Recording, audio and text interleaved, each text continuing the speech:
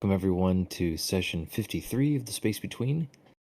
We'll start off with a recap. Unconventionally, we'll just be doing a group recap because we did not have a single person do it. So, Because we're slackers. yeah, who remembers something they want to contribute to the recap?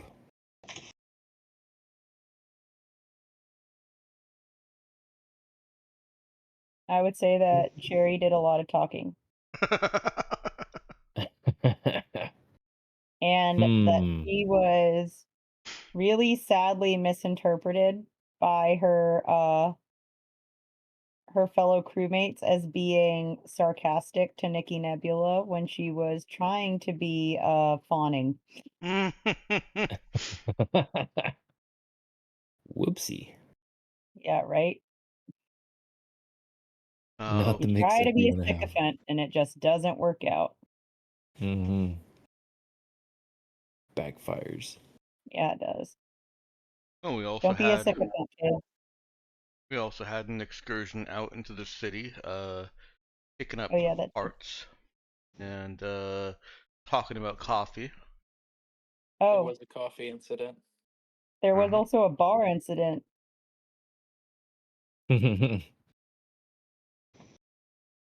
Yeah, I guess you could call that an incident.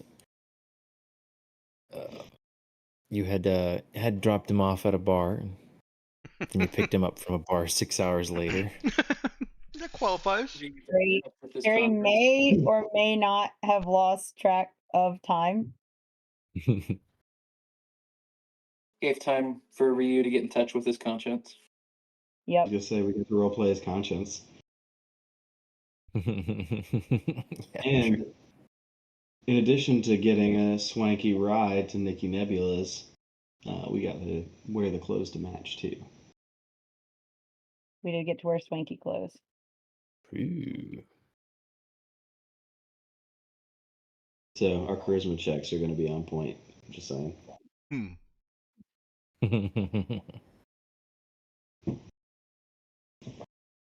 I'm wearing a +1 suit of Gold. Highness. Bruh, please.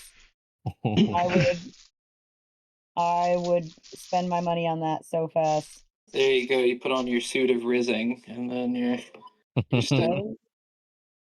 Hey, skill I wear my bonuses to skill never is mind. listed as a mod.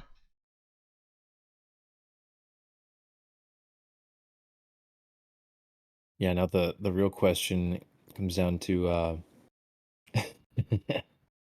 how much Cherry would need to stand over Eva's shoulder to supervise the modifications being made to these outfits.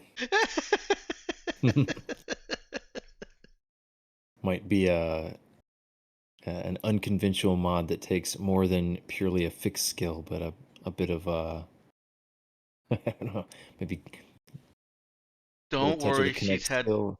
plenty of experience with Riz through experimenting on the flavor drive.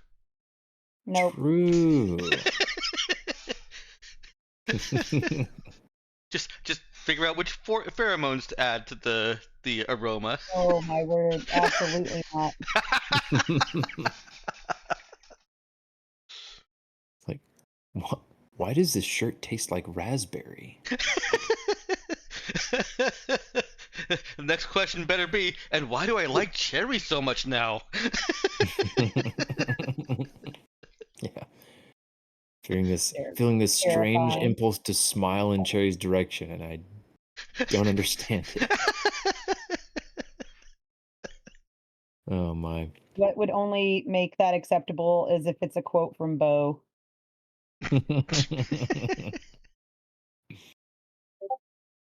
I feel a sudden urge to smile in Cherry's direction, an urge which I have never had, except for when she brought me a burger. Yeah, he was brought Bo burgers. hmm Yeah, so one more point on the recap that got sort of glossed over is that you guys paid a visit to Nikki Nebula. Oh yeah. Oh yeah, and we got a wind cutter, right?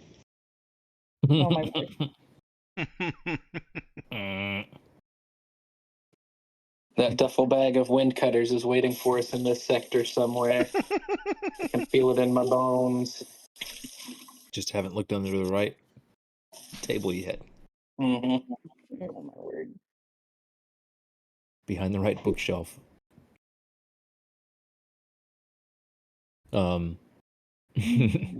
Yeah, no, so I guess I'll fill in this part. You guys had a little chat with her. She tried to convince you to leave out or obfuscate some of the details that you were planning to report. And you Yeah. And declined. when we were like, hey, that would kind of like completely ruin our hireability, she was like, oh, I'll just hire you. You're like, Yeah, pretty not a much. fan of that. We were just not. We Yeah, felt you that did. severely limited our options. You did manage to frame it in a way that she was willing to grudgingly accept and not take too much offense at personally. So it seemed like you left on relatively good terms with her. So you haven't drastically harmed your ability to interact with her positively in the future. Phew. But that left you on your way to deliver the report. Yep. Which The if it's okay with you, GM, we would like to just gloss over. okay, yeah, that's good with me. We can just make a little visit to the Office of Foreign Intelligence, and you can wait in the lobby for a little while until they get you up to see someone who can receive a report. And let's see. So, yeah, nothing too spectacular here. It's an office building. Seems like it's bunched in with a double handful of other government agencies or bureaucratic departments of varying kinds. An inordinate number of them seem to be specializing in various parts of media, advertising, marketing, content and quality control, all that kind of stuff. But nestled right in there are some of the more traditional hard hitters like the Office of Foreign Intelligence. And so, yeah, Cherry and would she have taken someone else in with her, or would she just want to keep it to herself to have better control over the delivery? She would actually be willing to take Zeke in with her if Zeke was up for that. Of course, Zeke's up with that. Okay. Nice. Eva wants yeah. to go with. Is she gonna try and distract or divert Eva? Awkward. She would actually tell Eva that she needed Eva to keep an eye on her brother.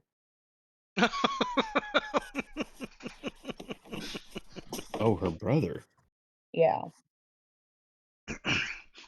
Not gonna be quite that simple this time. Yeah. So wait, yeah, where's her brother that Eva needs to keep an eye on Keep him? an eye out for her brother, sorry. Because he's supposed to be coming by the ship. Eva makes the argument that this is still mission important stuff, and she feels that she should be present as the captain. Okay.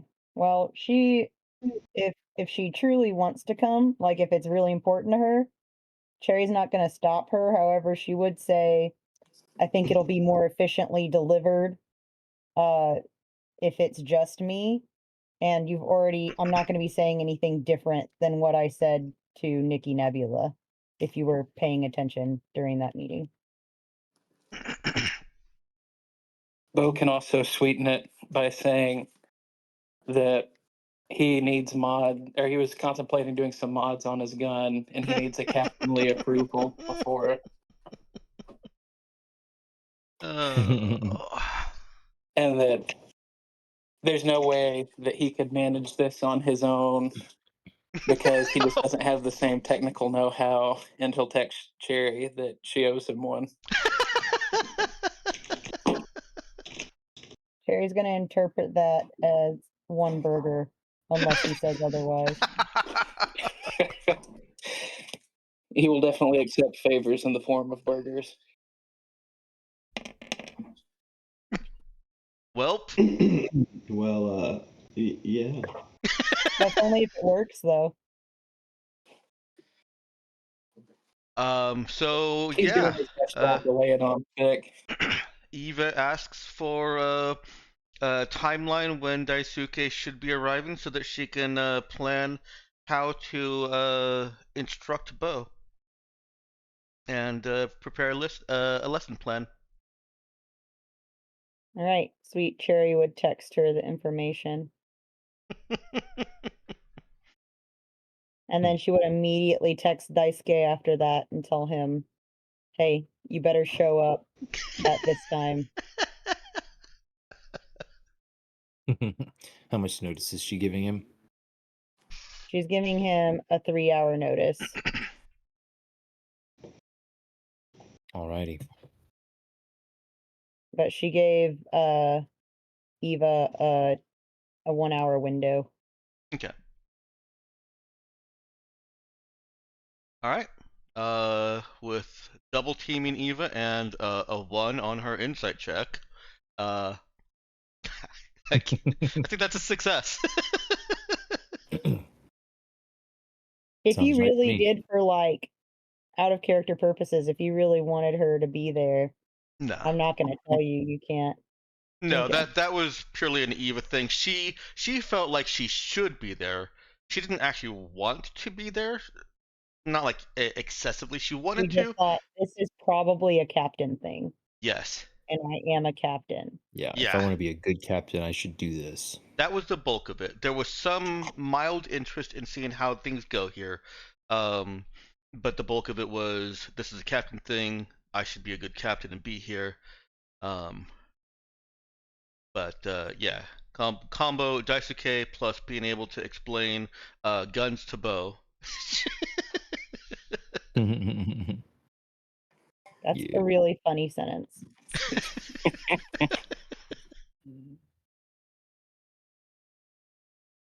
But yeah, so I guess you got Cherry and Zeke in there then. And you have a somewhat frazzled looking government employee who welcomes you in, has you sit down, and sits behind her desk with a heavy sigh and says, all right, you lot are the ones delivering the report on, oh, what was it? Straya, apparently. All right, and gets her data slab ready and says, let me have it. And so she takes extensive notes as Cherry is delivering her kind of fairly well rehearsed monologue bit. And she does stop you here and again to ask some clarifying questions and for other little details that you know, are things you knew about and just didn't necessarily spell out in the primary report bit. But you are quite easily able to avoid going into extra detail about the subjects that you had specifically planned to leave out, like the more details about the natives, obviously information you'd learned through Zeke's precognition and postcognition. And I remember there was one other thing that escapes me at this exact moment, but you did omit that as well. I think maybe, oh yeah, the third thing was also, I guess that was kind of a combination of the, sort of an intersection between the precognitive stuff and interaction with the natives, so very easy to exclude that too. And so all told, she keeps you going for a couple of hours, trying to dig in as much as she can to little details, trying to find out every little bit you can remember about colonists, about the state of the, I guess, the former colony site, and particularly the station. Though you don't really have anything substantial to report about that or the Citadel, other than the fact that the colonists had mentioned they were there originally in order to facilitate further study of the Citadel, though that had proved more than they could handle. Oh, sorry, excuse So, me. meanwhile, I guess Eva and Bo are back on the ship, preparing for Daisuke's visit. And I guess that leaves Pete to be, I guess I don't know. Where would Pete have gone?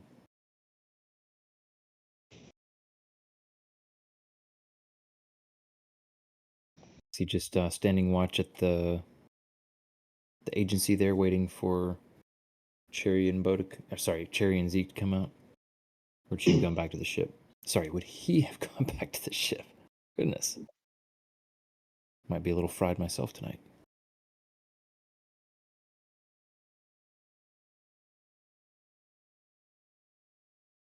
All right, well, we'll leave that question up in the air. Robert, you are muted if you're speaking, by the way. No, I wasn't speaking. Okay. Oh, There's still a lot going on around me, so it's hard to Yeah, I got pay you. full attention. Thought that might be the case.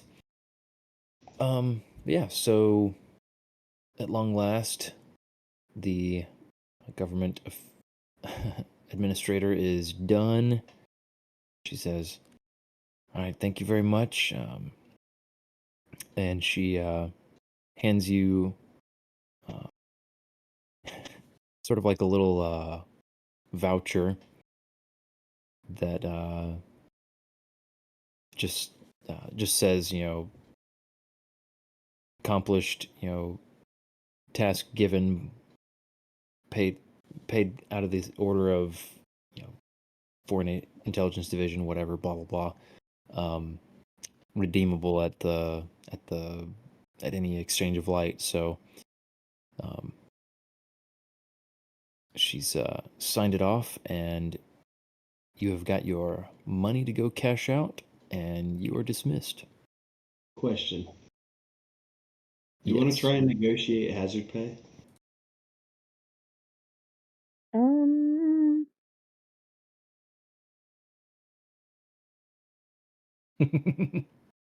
Because I'm down to curse our luck if we want to try.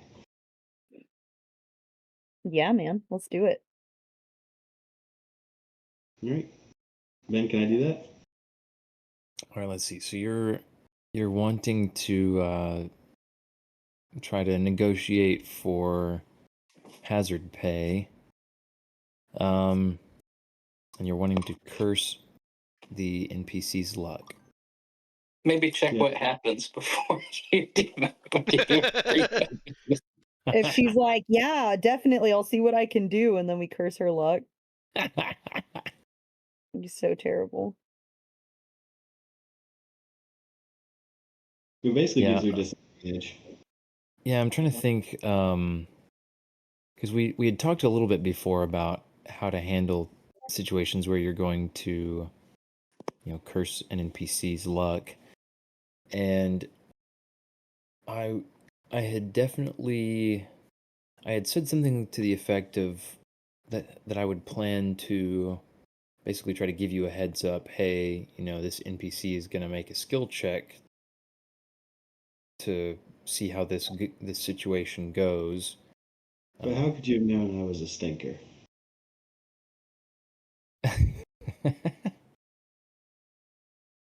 um. So yeah, this. I would say just let him roll for it, Ben. Just have a roll off. Just have a roll off. Yeah, you course. roll for the person. Yeah, you're like, Yeah, yeah, just roll, and if they lose, with their luck cursed, and with him able to, alternate outcome his own luck, then yeah, Well, I guess we get extra money. there's also repercussions for our actions, right? Since somebody is trying to hide the fact that they're a psychic. True. Well, There might also be a duffel bag of wind cutters underneath this lady's desk. see, it doesn't read like there are abilities that read, "Hey, if you mess up, you'll get caught." This is not one of those. No, it's not like if the person in question doesn't have any way of knowing why whatever's happening has happened, unless unless they've got some sort of psychic abilities. So maybe this is a bad idea, is what you're telling me. Hold up. No, I'm just saying, yeah, like your average person, you wouldn't expect them to be like, oh, whoops, I Give me cursed some luck and they odds. figured it out. Are we thinking like he would assume there's roughly like a 10% chance we're good? Or is it higher? You're asking me to say what are the odds he thinks that this person might be psychic or have some sort of way of detecting that you've done something psychic? Yeah. Just like generally. Boy. Yeah, I mean, I think generally, I don't remember the percentage of the population, but I mean, we're gonna go with like something like a 90, definitely upper 90s% chance that this person does not have any Okay, psychic yeah, then he would abilities. risk it for the biscuit. Okay. He's gonna ask for hazard pay, he's gonna curse their luck. All right. So let's see. A main action in committing effort for the scene. So go ahead and commit your effort for your scene. Let's see. Negative probabilities woven tightly around this person. And okay, they must roll any sort of skill checks, tackles, damage rolls, saving throws twice, and take the worst result each time. Oh, nice. You have a way easier time trying to hit them. Okay, and they can make a mental saving throw at the end of each round to throw off the effect. So, let's see then. What is this NPC going to roll? Let's see then. Do. Where is their... She's unsuccessful negotiating with her superior. Let's see. Okay, let me quickly get something. Oh boy, is this gonna... Okay, that worked fine. I'm just grabbing something here because I realized that I didn't... Okay. We'll do that.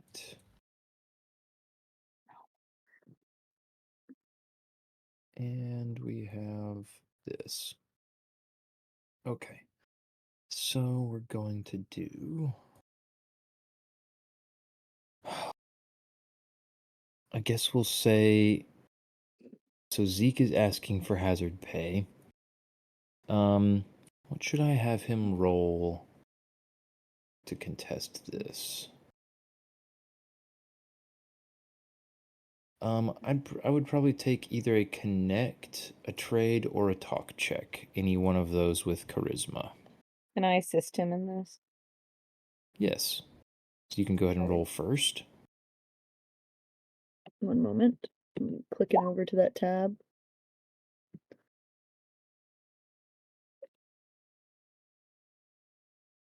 What do you want me to roll? Just straight charisma or connect? I'd take either talk or connect. Okay.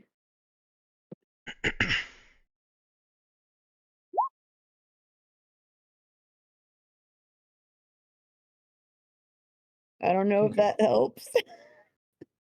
I'm really sorry. Yeah, that'll help. All right. Well, actually, yeah, I guess I don't know. It just occurred to me. I don't know how I would do that. Do a help roll for a contested check. Yeah, I guess. Well, yeah, this will. We'll see here. So, if Wouldn't it they be the same roll. on this side of the roll? I mean, why would it be any different? Well, I'll explain in a minute if I need to. Let's see. So we'll just call this. Did I spell that right? I think I did. Yes, proficient. They don't need a modifier. Okay, now they got to do it again because their luck is cursed. Okay, nice. So yeah, I guess what I would have done. Normally there would be like a fixed difficulty check, and so the help roll, as long as it is higher than the difficulty, the original person gets a +1. But in this case, there wasn't like a set difficulty until I rolled for the other person. So I just, what it ended up being was that I was just kind of doing stuff slightly in a different order than usual. So once it turned out, okay, there is a 6, as long as Danielle's roll was higher than a 6, then you'd get a +1. But yeah, so you beat the 6. So, you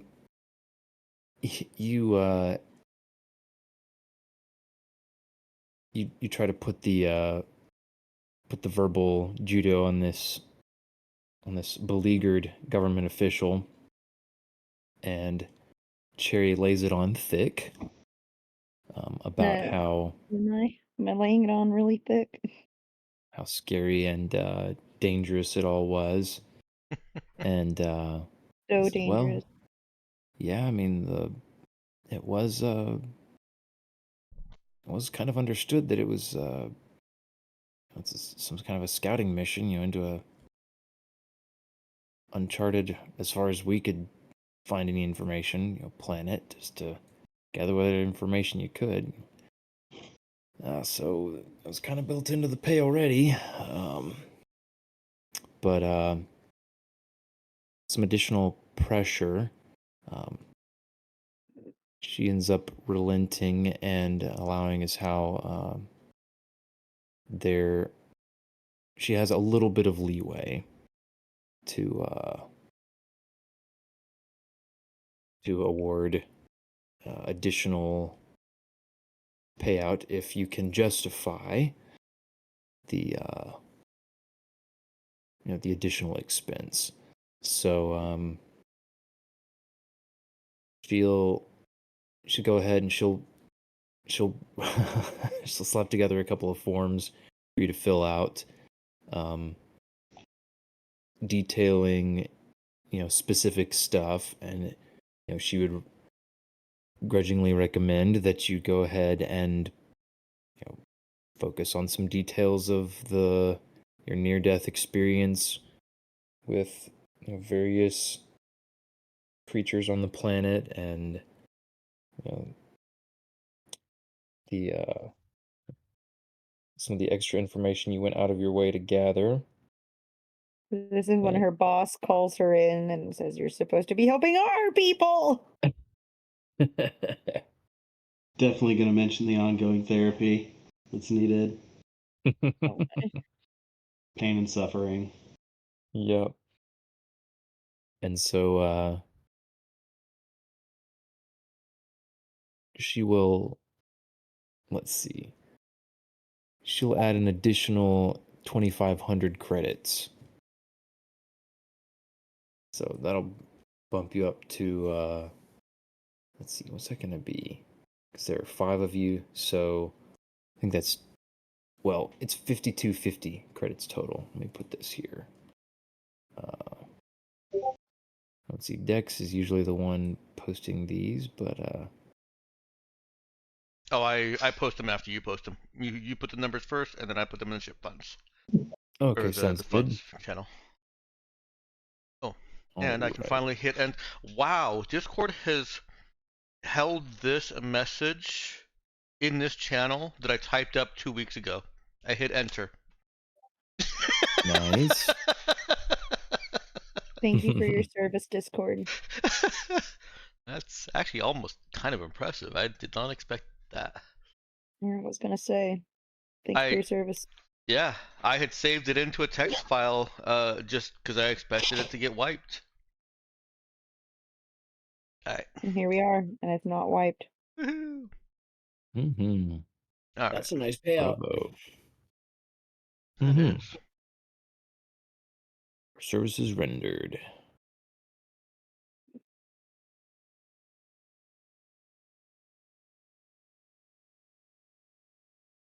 Oh, funny. Yeah, so you're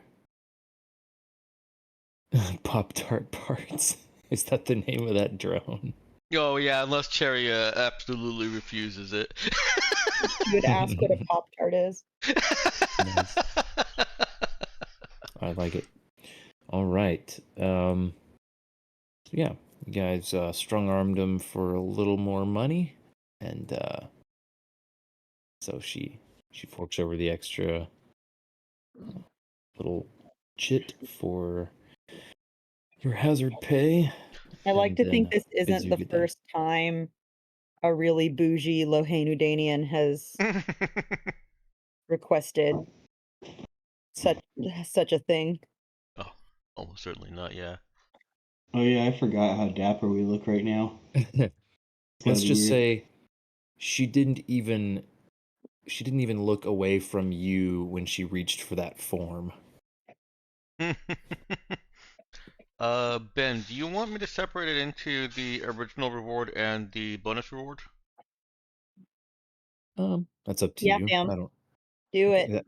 say maybe you might even need to call out specifically which crew members uh, gained the crew that extra bit of reward. Oh no, that was clearly Eva with the information she gave to Cherry. I'm not concerned about that part.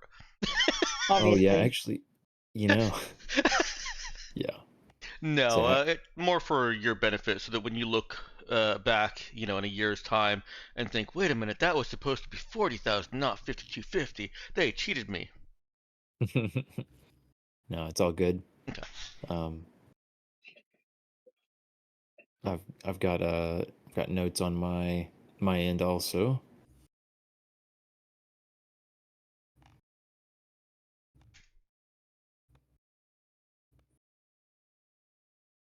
Well, yeah, so you are cut loose. Oh, one thing as you start to leave, she says, "Oh, hey, I almost forgot to give you this." And she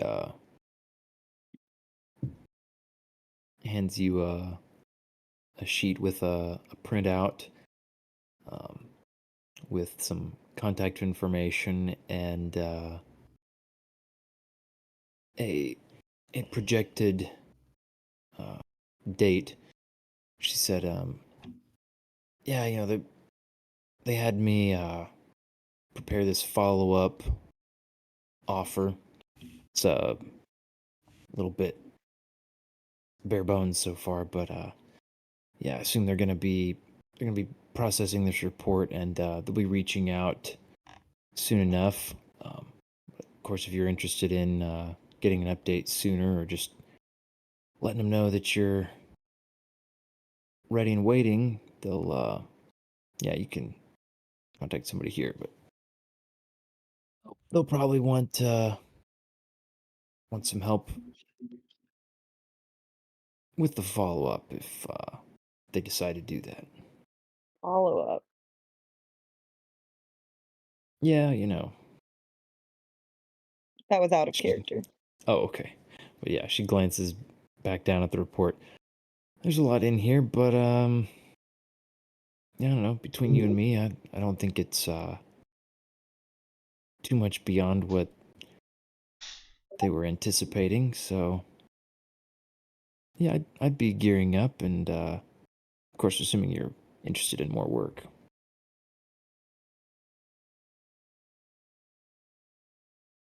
Oh, I think we would definitely be interested in more work. Would this be for the same planet or elsewhere?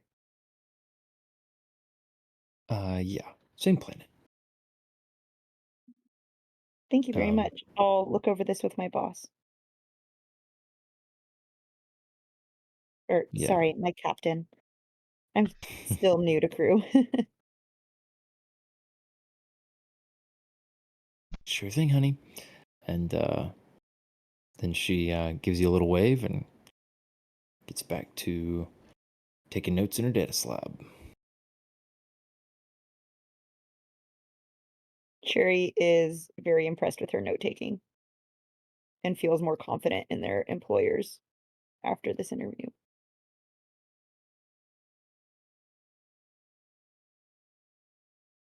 Okay.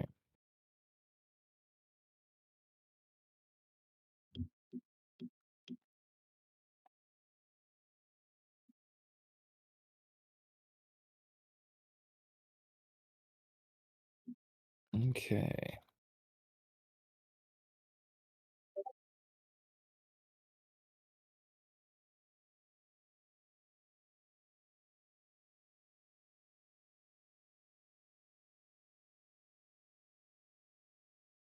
Well then, yeah, you guys can skedaddle on out of there, go meet up with the rest of the crew, and divvy up the monies. Cherry would send a selfie of herself and Zeke holding the paper that says, like, "These people did their job, please pay them," to the crew with the words "payday."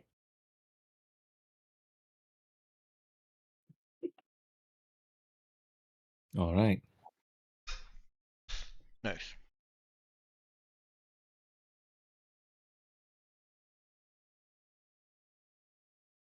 Yeah, Wow. nice. We're getting some decent money now.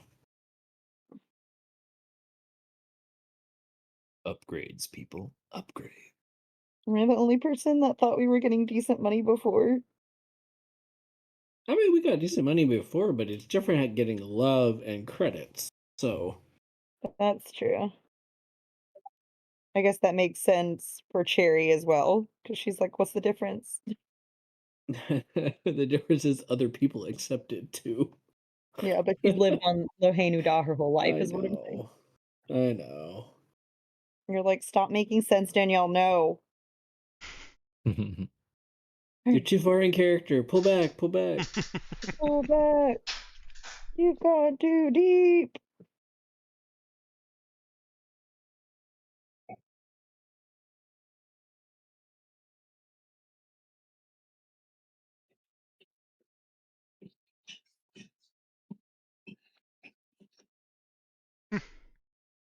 Well, All right, All right.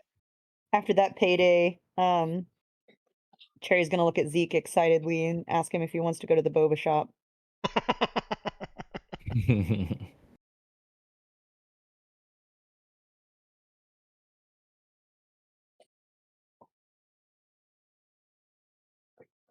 of how much boba you can buy with all that. Mm-hmm. Practically a lifetime supply.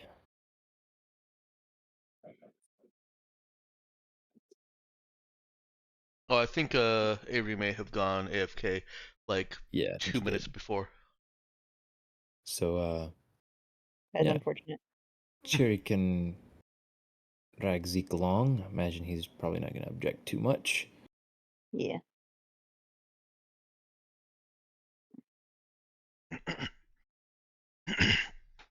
And, yeah.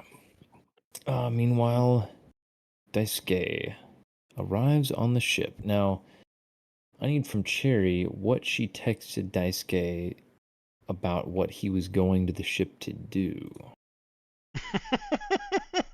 She was going to tell him that her captain, the cute little redhead he met before, was obsessively wanting to build her a drone, and she would really appreciate him looking over it to make sure it wasn't going to kill her the moment she or someone else the moment she tried to operate it. Okay. All right. So he's going to provide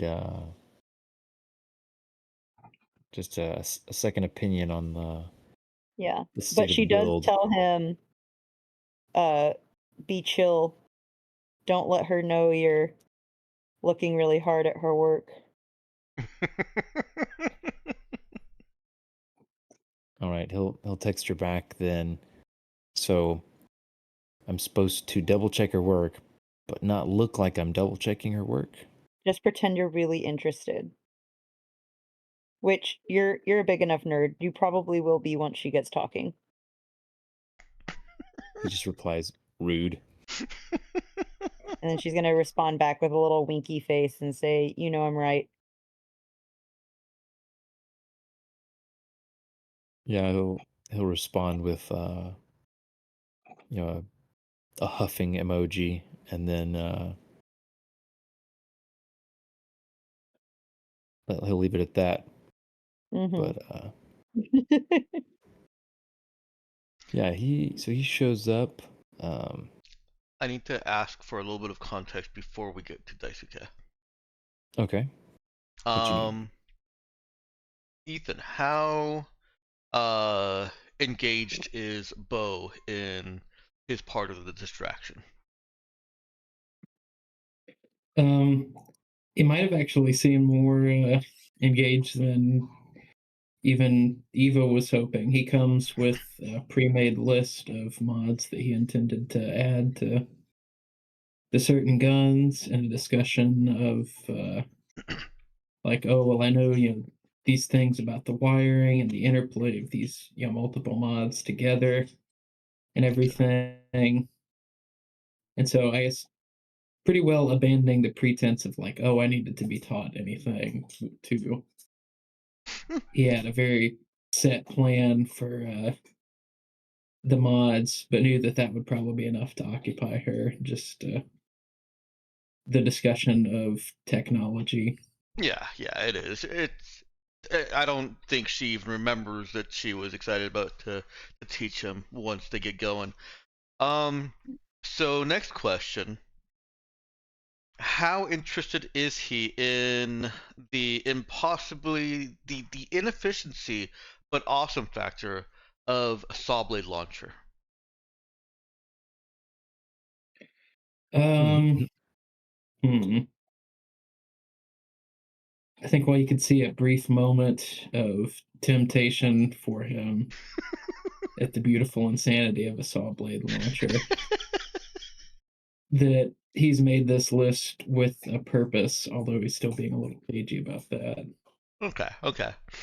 Well, even may flash a little bit of her plans. She appears to have tried to figure out how to make a saw blade launcher feasible on a drone, and has scrapped many iterations of that. Amazing. So yeah, no, if he's engaged in that, then she is in a great state of mind when Daisuke arrives, and she does not have saw blade launchers on her brain. Really appreciate that. I mean, Pete has wheat cutter belts on his mind, but Yeah, let's see. I- So as I was just built-in thinking equipment, the robot wrecking ball is heavy weaponry. Yes, I know. But that falls under the guise of equipment. What But I was is just wrong with our crew? I expect a no on it, but I had the Yeah. mental image of him like charging into the melee and just triggering that in the middle of the melee. You gotta be a car VI to get away with those ones. He's an Yeah, industrial VI. He may as well be a car with legs. yeah, unfortunately he is, let's see, I'm pretty sure that there's like an encumbrance limit on built-in equipment. It's really Yes, high. there is. Yeah. It's pretty high for him. But who Well, who the would weed cutter- require yeah, such a I thing? know. the wheat cutter transcends encumbrance numbers, so it's know. yeah. I know. I was like, Boo this man. I know what I'm asking is ridiculous, but I just figured I'd ask anyway, so that You then gotta shoot my everybody could shot, Ben. try to guilt you for Mhm. not being like I mean, but see, here's the thing. but It's installed on panels of a vehicle, etc., etc. You could Mhm. say it's excessively directional, aka front only, you know. I'm just saying I could make a rules lawyer argument for it. Yeah, let's see. But yes, I was looking at integrating possible heavy weaponry, which would be interesting. We love to see it. Yeah, I mean there are other heavy weapons that do Oh, I have know. encumbrance scores that you could. The HMG would be terrifying. The magazine of man. 10 is stupid. So dumb. Well, okay. Hand fire to suppress rules as written says it takes more ammo spent, but the Mhm. description says contains enough ammunition for 10 rounds of firing, but each round of firing is 25 credits worth of ammunition. It's saying it's belts of ammunition, like it wouldn't be one shot. So it's already like automatic fire. So part of me is Yeah. like, you should be able to choose fire to suppress with no added ammo spent, in my opinion. But hey, that's my opinion. Thank For you 10 sharing mag, your opinion. come on. Hey, these things. This is meeting the fiction of Yeah, I know. just throwing lead downrange. Yep. The firing to suppress, especially because you can hit everyone in that general direction. Yeah. But yeah, I would definitely allow any one of the heavy machine gun, rocket launcher, or demo charge. Well, he's not suicidal, so no demo charge. Well, hang on. I mean, he could get Eva to shape charge that. yeah, I mean, he's got hit points now. He would still get hit by that, but it would not damage. It would not be as dangerous to the rest of the crew if he could aim it. But yeah, because I think the shaped charge just directs the 2 blast in one meters direction, sparing all but 2 race. meters of the rest. So yeah, he would still definitely fall within 2 meters of the blast. But I mean, hey, he's got tons of hit points. It's just parts. Not up to 30 at this point. And he would be heavily damaged after that. Yeah, Ooh. that'd have to be like a first resort. But no, the wheat cutter was more amusing to me.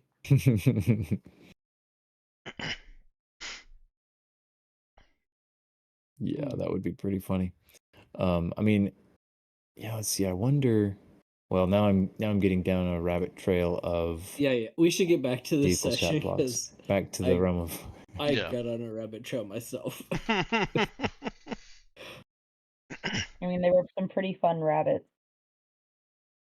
Yeah. That would literally be the equivalent to somebody running into the middle of a sword fight, wearing a Mhm. whole bunch of claymores, and just triggering them. Mhm. So yeah.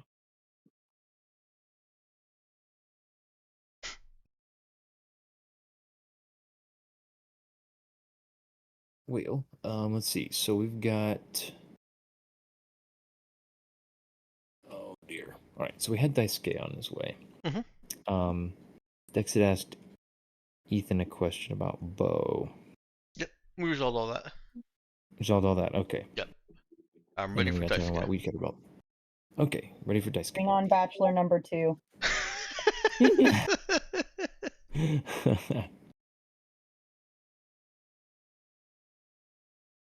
Alrighty then. So we've got him rolling up in the family limo, and he hops out. He's dressed in his lab coat and carrying a. I guess he's carrying like a metal briefcase. He And comes straight from work. Or Well, did he he dress for the comes up, occasion? comes up to the ship, and I guess is the. I don't know if the ramp is just down or if he needs to, ring the doorbell basically. Oh no! If Eva had an hour window to wait for him, then if she and Bo were still talking shop, then she moved the talk to the cargo bay so that she could be at the cargo ramp. Nice. All right, so yeah, they see the limo roll up, uh, hover up, I should say, not roll up, And and Daisuke get even out and he come on. travels by limo. That whole family is so cool.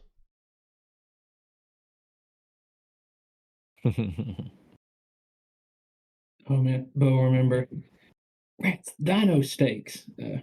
See if you can hold Toshi there for a second. And he bolts for the kitchen. Oh, what? Uh. All right. Well, I guess Eva is going down to meet him. All right. Yeah, so as he's headed toward the ramp, as soon as she appears at the top of the ramp, uh, the grav car starts turning around. Eva tries to wave and says, Daisuke, have him hold on. Yeah, so he raises a hand over his head and just gestures to back towards the grav car, and it stops, having turned around, and the window rolls down. Toshi's voice echoes through the little hangar. Yes, Daisuke, what is it? And he says, oh, yeah, go ahead. Oh no! If he was gonna say something, go for it. That was in character. Oh. Uh, Oh, gotcha. Yeah. Okay. Then yeah, she continues. Bo wants to talk to Toshi. he'll say, yeah, I don't mind waiting. I'll be right here. Okay. Daisuke, I'm glad you came. Hi, thanks. Yeah, Cherry said you were working on a drone. It's so good. Pop Tart, she's going to love it. Pop-Tart, all right. He grins wide. Yeah, that does seem fitting. Have you told her what it's called yet? She didn't mention that. Oh, no, I'm sure it'll be fine. He nods. It's like, oh yeah. And then gestures up the ramp. Well, lead the way. Eva will lead him into her workshop, and she has carefully arranged out all of the specialized components that she bought to kit bash this drone together. You know, not making it out of scrap, as we discussed. She bought all the right components. Could have had it assembled in a store, but is putting it together. Nice. And she's got plans up on a data slab as well as her planning board for what she wants the overall drone parameters to be. She's clearly done quite a lot of mathing and aeronautics research. And I would say that it's a subject that was unfamiliar to her except in passing until very recently. So there are probably things that he could help her to optimize. Okay, nice. You know, she left to her own devices, she'd build something perfectly fine. Yeah. But you know, it's always good to squeeze another 2 miles per gallon out of the engine. Exactly.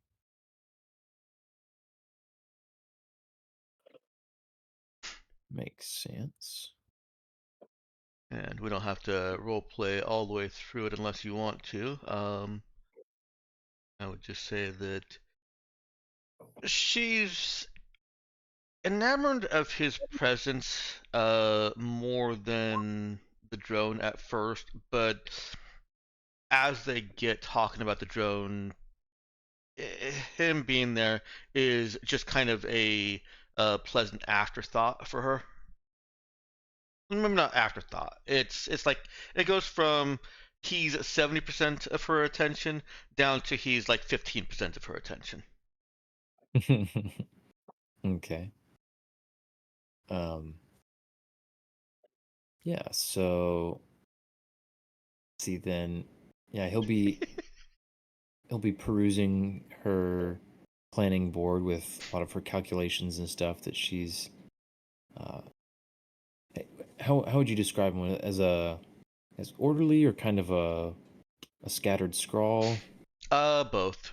There Or an both? attempt was made at order, and if she was a experienced expert in drones and aeronautics, then maybe it might have stayed ordered, but she's made several corrections. Yeah, makes sense. So a little correction here and there, and then once she ran out of room in one direction, just made do. And Yeah, and maybe one part of a formula where she had just a single symbol for a variable, she had to replace with a polynomial, and so it's just yeah, I got you. yeah. So yeah, he's following. There's a couple of arrows drawn connecting different parts and Mm-hmm. pointing out the replacement of this part with some larger section over here. And so yeah, he's nodding and making interested noises to himself. And then the both of you hear Bo breathing a little bit hard as he lugs the cooler of dino steaks down the ladder from the from the upper floor, where and he can glance in and see them looking at the planning board as he's on his way out to give Tashi some steaks.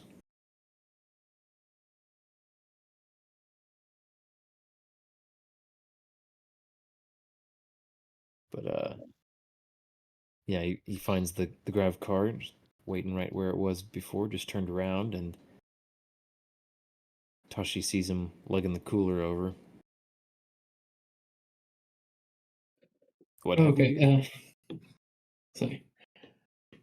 We brought some dino steaks back for you. Well, some sort. We made some into nuggets. The bag of those is in there too. Wanted to give that as a gift after our little adventure. Let you take that back to the folks. Well, but I gotta get back in there for stuff.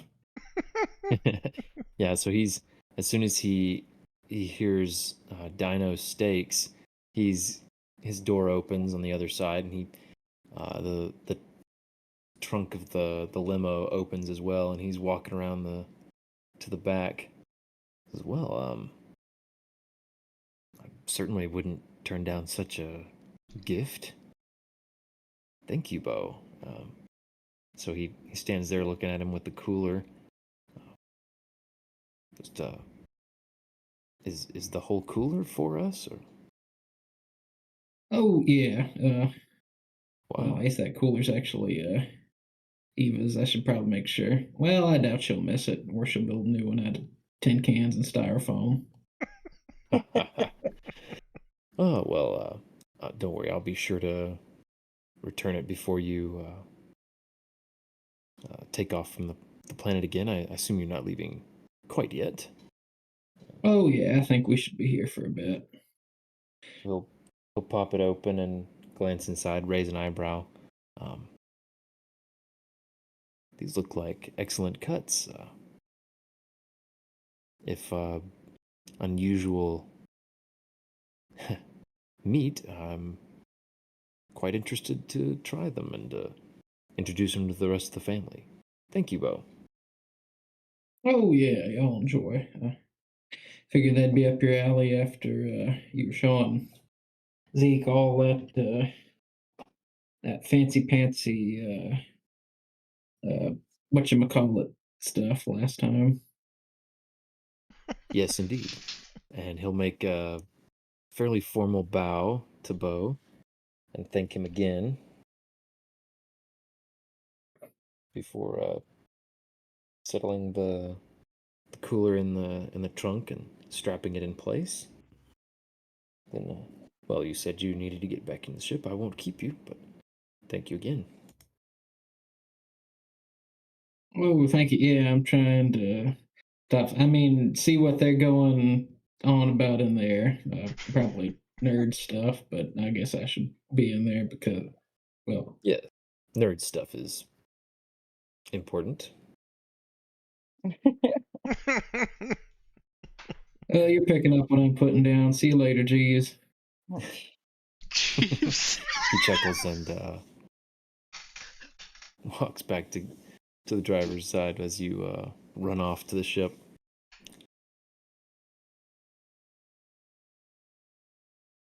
And so, yeah, at this point, I guess Eva is showing Daisuke some of the parts that she's already pieced together. Yeah, she's probably going over the I guess the wow, just lost. Oh, Specs? I hate it when that happens. Construction, manufacture. She's probably going over some of the tools that she's prepared for the actual construction of it. Okay. You know, things to make fine incisions for wiring. To make the special parts, the parts that she bought bespoke to the specific drone. Yeah. Mm-hmm. I don't think she would have jumped straight to showing him what she's put together yet. She's got to show more of the process. There's a very careful order of operations here, I'm gathering. I think she's mostly just showing off her workshop right now. That makes Oh, no. sense. She's showing Yeah. him her room. Yeah. Bo remembers how much she had been interested in Daisuke's workshop before. So yeah, he's probably got this. Oh Bo's no. worst nightmare. Now she's showing him hers. Well, I think he realized too, in all the commotion, that he had left his notes out on the desk, and he did not want those out for public consumption. Uh-oh. Oh, okay. Which notes did he leave out? The mod notes. Oh, okay. Oh. Yeah, okay. So, yeah, I bet that so they'd probably be on one of the tables nearby. Um, Does oh, Daisuke notice him? so no, Daisuke hasn't noticed, and Eva hasn't pointed him out, but Bo doesn't know that. He Mm-hmm. sees them standing near them. I don't think Bo showed Eva either, so I don't really think she's noticed. I guess he'd kind of vaguely motioned with them. Hmm. I don't know. He probably would have shown some stuff because there was like wiring diagrams and that kind of stuff on there. Oh, okay. I thought What they were more crazy idea things there. Okay. what mod were they for? Did you mention that? Um, that I guess he's laying out his in-game design that he wanted to like trick out the mag pistol with pretty much everything. Hmm. Okay, That nice. he was like auto targeting, boosted, customized, try and get parts for the infinite magazine, phasing. Okay, nice. Yeah. Decked to the nines. Yeah, he was looking to make his new standard sidearm just devastating. Yeah. Okay, awesome. We like that. Yeah, I don't think Eva would have pointed it out. You're right. You're right. All You're right. right then. So, what does Bo do when he shows up? See, I think his initial all his running back was for stopping flirtation, but I think bursts in, you know, somewhat like a trying to kill the mood kind of move when he realizes like, oh no, those notes are out in plain sight, and I do not want anyone else to see them. And that now he's very much called attention to himself. Yeah. So yeah, they both look over at him. Daisuke says, "Hi, Bo. You coming to look too?" Oh yeah, just watching along, learn about the drones. You know me, love robots.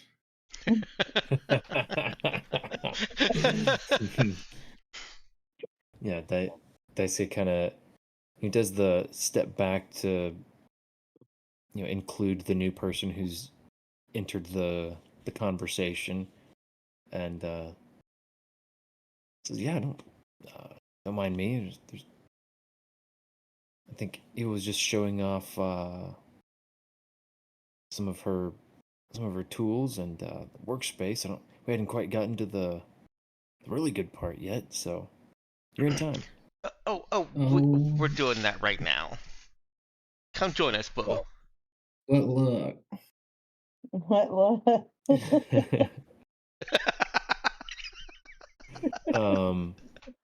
Give me a perform check from Bo. It's gonna be bad. If I get to perform my deserve, it's gonna be bad. All right, nailed it. Wow. You managed to inject just enough of the right inflection into that to manage to make it convincing, and then is mentally kicking himself for just about ruining not just ruining the mood between them, but making a fool of himself. But it seems like they took that in stride and took him at his word there. So yeah, I think Eva will move on to the main presentation of how to actually build this in the most efficient way. And I think, backtracking a little bit, back-explaining a little bit, I think that may be why she's held off on putting anything more than just a couple of basic parts together. Is wanting to make sure that it's done in a way that she can get in. She doesn't have to weld anything in that, she might need to unweld later and making it easy to repair. Mm-hmm. So she's put a lot of attention into this being a long-term piece of equipment for Cherry. Okay, Oh, nice. All these little bits are fragile, the environmental power, the solar panels, whatever they are, just taking care. And so this is where she stops preaching and educating so much and just kind of starts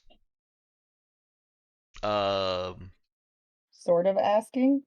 sort of asking, presenting options as if, they're all equal and accepting input.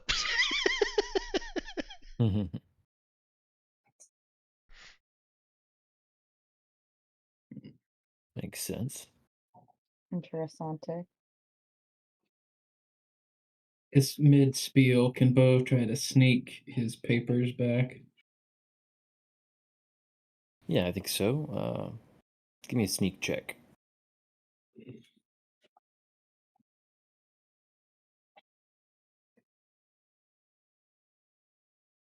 With Dex, I guess.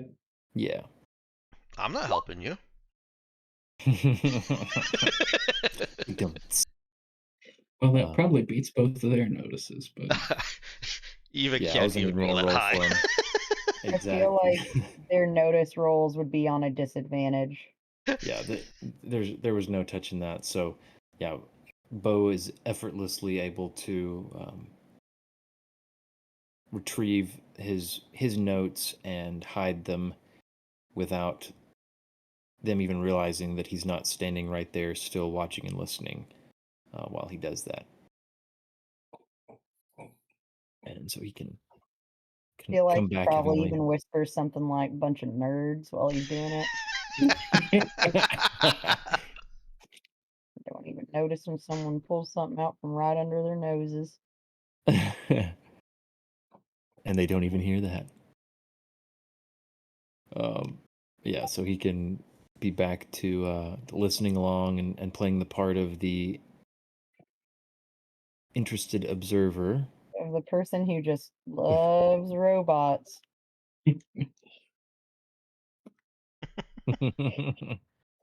Oh yeah. Okay. Actually, my favorite part of the session today. Speaking of which,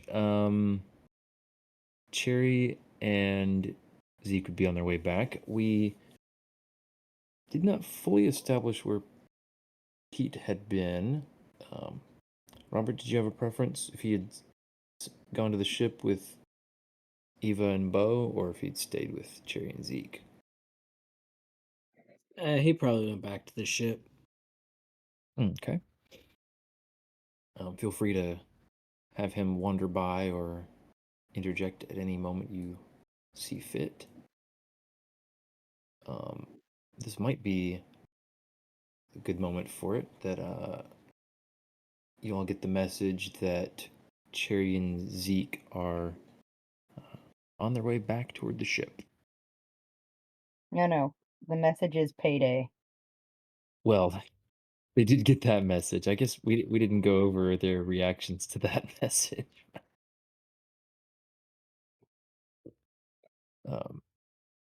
So we can start with that message then.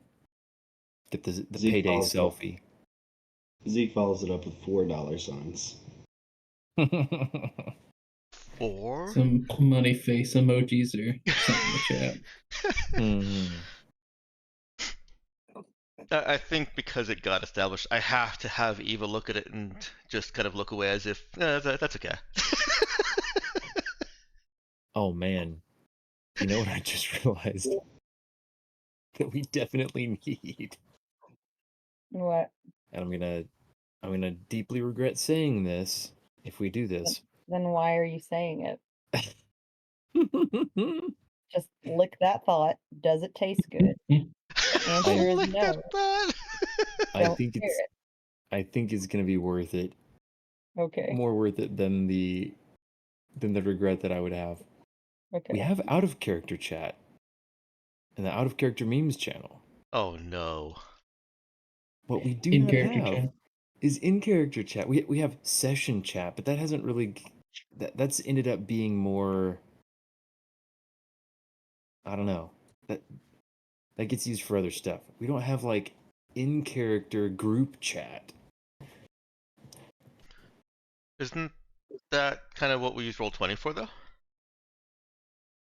Yeah, kind of, but that gets kind of cluttered up with other stuff too. Yeah, I was gonna say every time we log in, that gets shuffled around. That's true.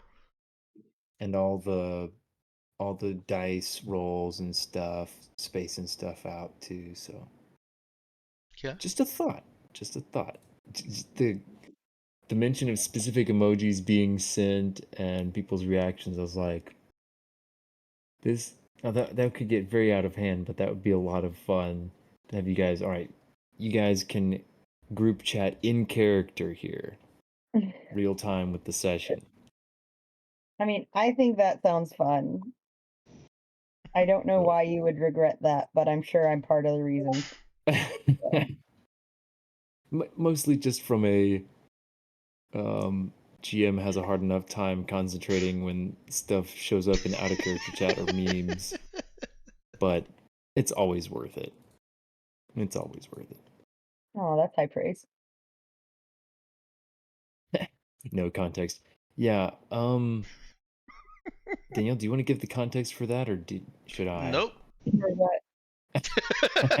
Don't want it. Fair enough. Probably Wait, funny that way anyway. For what? I'm so confused. The quote that You have been dropped quoted, Danielle. with no explanation. So yeah, we'll leave that with no explanation and let you guys wonder. Okay, cool. Love that. But yeah. So payday's on its way, and we've established Pete's on the ship. Eva and Bo are looking at the drone with Daisuke.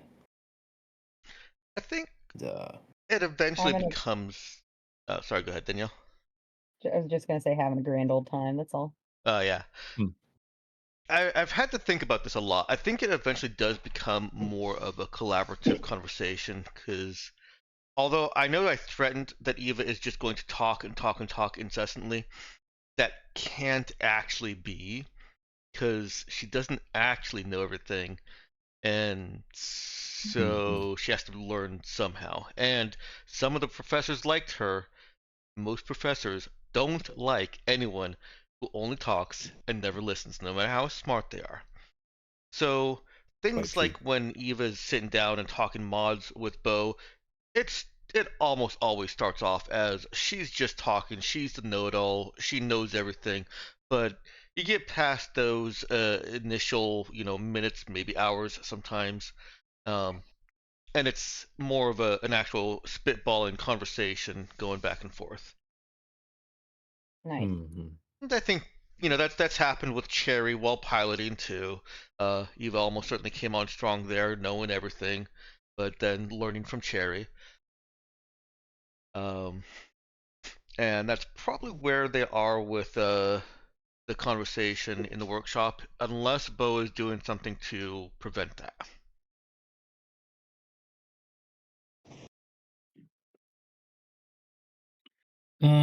If anything too preventative.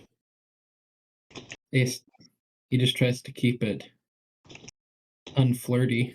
Trying to keep it PG in here. Well, Eva's doing that for him. She really is. Well, let's say that she's about only 30% on Daisuke right now.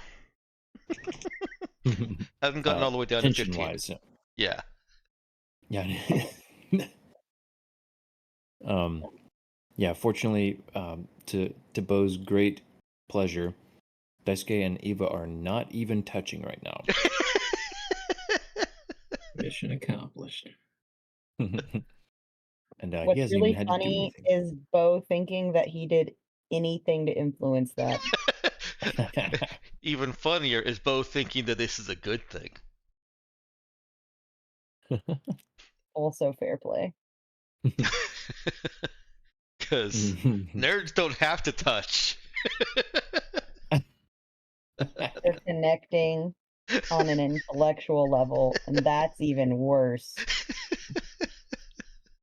Say Eva might need a slight bit of additional education on the subject, but that aside, yeah. So Bo's mission is so far successful. When Cherry and Zeke return in the rental,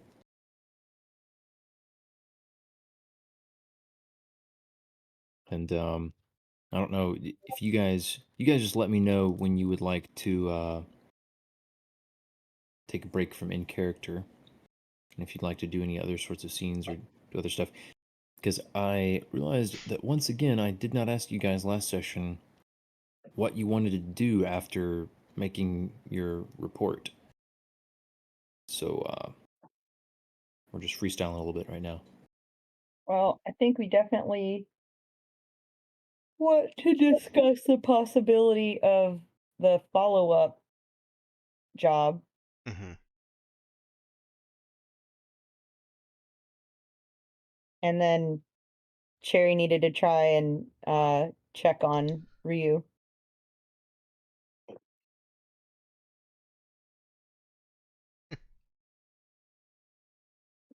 I'm happy to let the Daisuke, Bo, Eva conversation kind of just fade back behind a curtain. Bo keeps trying to make sure that they make no physical contact, and Eva and Daisuke continue having no intention of making physical contact. Yeah, I'm imagining a moment where Eva's trying to show him something, ask Daisuke something about specific, little part. She was wanting to spruce up some function of the drone beyond the specs of just the stock parts, Mm-hmm. and leaned down, and Daisuke had leaned in a little too close, and was maybe shoulder to shoulder with her. Are about to be. Yeah. When what do you think, Ethan? Would Bo like feign a trip to kind of just lightly bump into him and disrupt the moment? Maybe poke an arm in as they're moving too close together. Be like, oh, what's that piece?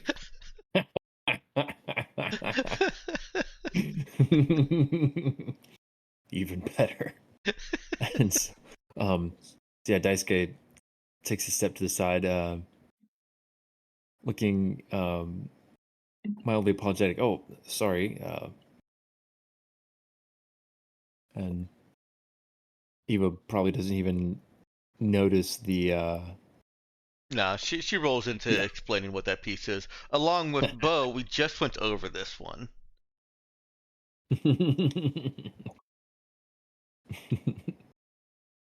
And so yeah, Bo has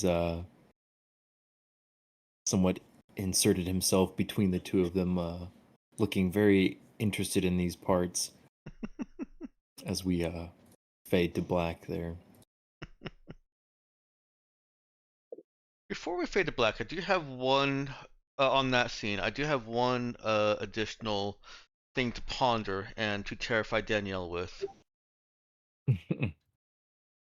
Did Eva remember to change before going to talking shop with Bo? I was actually going to ask that because she's interacting with Daisuke, Yeah. who's in his Oh no. freshly pressed white lab coat. Oh, So is fancy she outfit. Grease Monkey Eva or is she Captain Eva?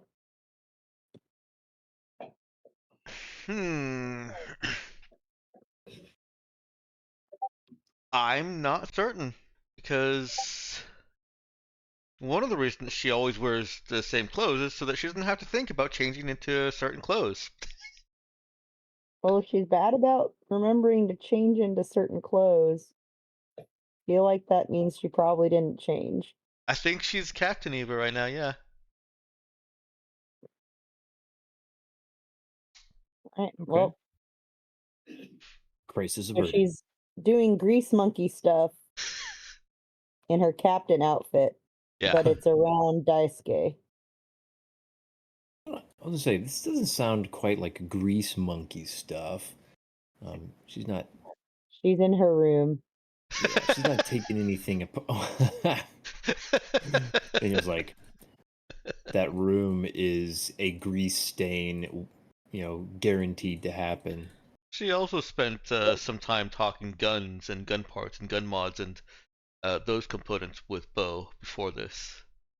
I'll be completely flabbergasted if Daisuke leaves that room without a stain on his white lab coat. Unless it's been treated with some kind of fancy water resistance, maybe that's it. Yeah.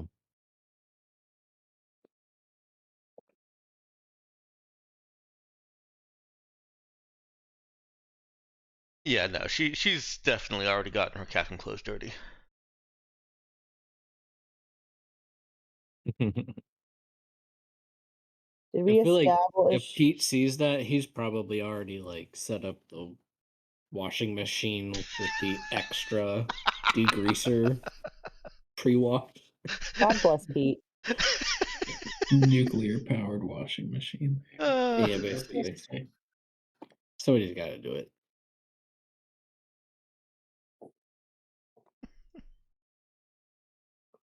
It's the hero we needed, but not the hero we deserved.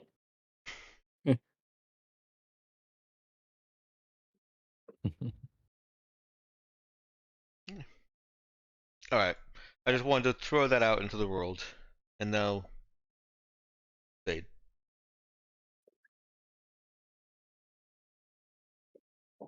Nice. All right then.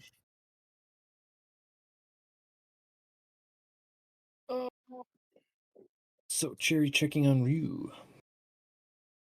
Yeah, feels bad. Oh yeah, so she can go into the room and While Oh. she was out, she tried to pick up something for hangovers oh, okay. from the store.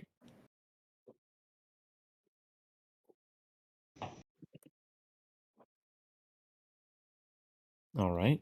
What do you think that would what sort of hangover cure would this be? Just broad strokes. Well, she would get him some kind of green tea, and then she probably also would have picked up some ramen and something.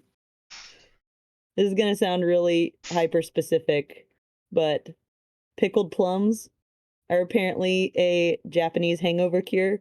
Mm. So Fun. So yeah, she what is her mannerism as she enters their room, which is currently pitch black? she would using her compad, she'd very gently turn on the twinkle lights in her room.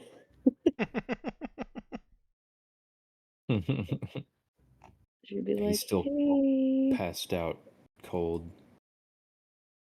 what time is it?" Oh boy, I don't know. Let's see. Quick maths. I'm gonna say it is getting into late afternoon. It's like mid evening. Maybe like Okay. the early morning workers' bedtime.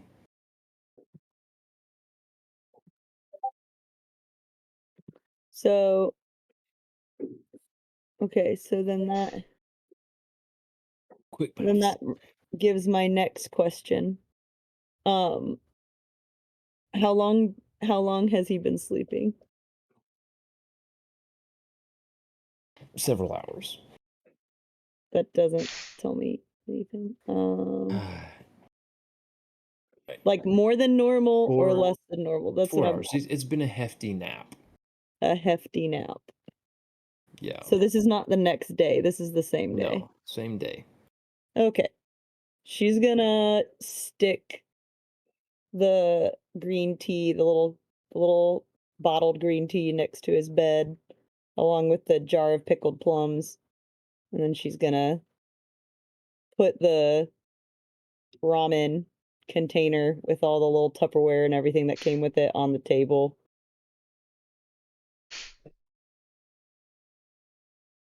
And then she's gonna poke him. Go, Ryu. Hey, are you dead? He'll groan and not move. Oh no. Mm. Hey, do you need something? Mm-mm. Are you sure? Mm-mm. Mm-hmm. You're not sure, or you are sure? Mm. Okay. I left you some stuff. Okay, bye. He starts to move his one arm that's hanging off the bed and just kind of like flops in your general direction.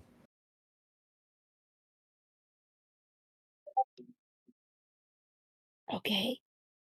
Well, there's food and like some tea and stuff. She doesn't Are get you another hungry? response. She doesn't. No. Okay.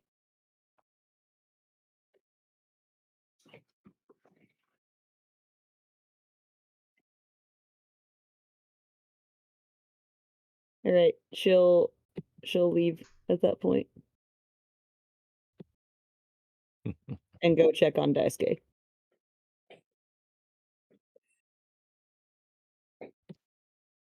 Alrighty. So yeah, she finds the three of them perusing the drone.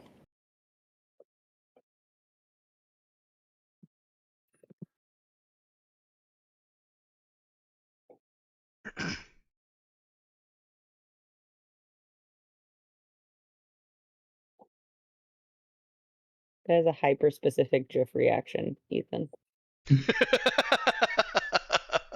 Which one? The SpongeBob one. Oh, beautiful. It was. Yeah, so how does Cherry react to seeing Eva in the captain's clothes? She would actually be happy that she's in those and not her regular Grease Monkey clothes. Fair enough. Willing to take that hit to the laundromat.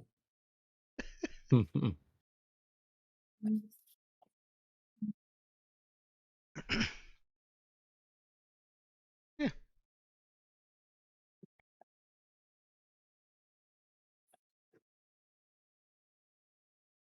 Your Eva and Daisuke batting ideas for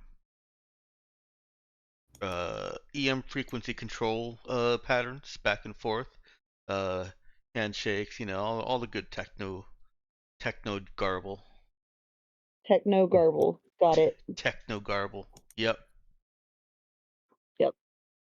Cool, cool. It is a slightly higher level than techno babble. Sweet, sweet. Yes. Makes sense. So she'd just want to say hi to her brother and stuff. Yeah, he'd be happy to see her. He'd give her a hug and start saying something about the drone and the specs that Eva was showing off, and some of the he'd start down the trail of talking technical stuff about it. Oh, I have a question. Hmm. Does this wait? Cherry has a drone link, right? Cyberware? Or she has not gotten that yet. Never mind. Yeah, I was gonna say I do not think she has gotten that. Okay. Then Eva has talked about the possibility of including advanced pathways for that additional kind of, more versatile cognitive load. Mm. So she might have given Daisuke the impression.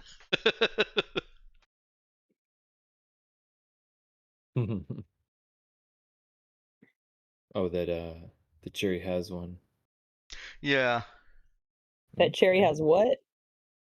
A drone link implant.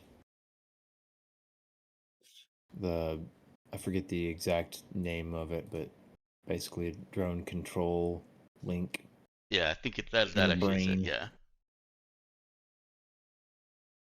I don't think Cherry does. No, she doesn't. It That's doesn't. Uh, I was like really second guessing myself there for a second. yeah, no, because she's probably talked about it before, like when see, Eva and Bo got their panspectral optics put in. I I'm sure think the subject came up in conversation.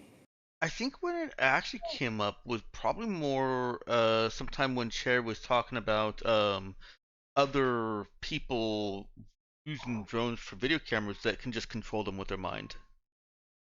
I don't know if that's actually something Cherry has ever talked about or if I'm conflating something.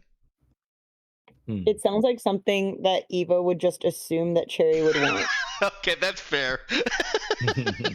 So I'm not really going to call you out on whether or not that's correct or not, because it either way, it sounds like it makes sense for her to believe that she had that conversation with Cherry. Yep. I'm gonna run with that.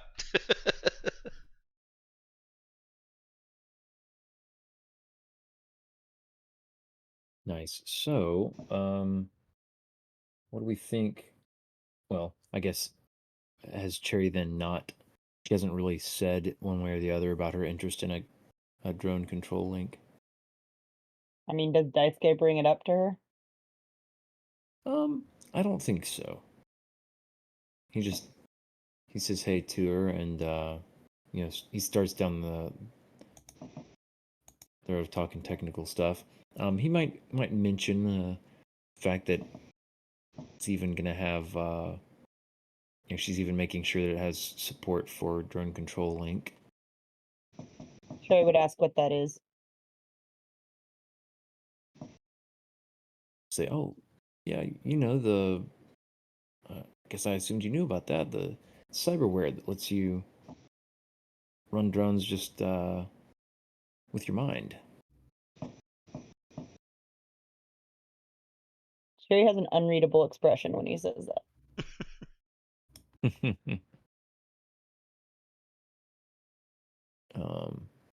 Yeah, let's see.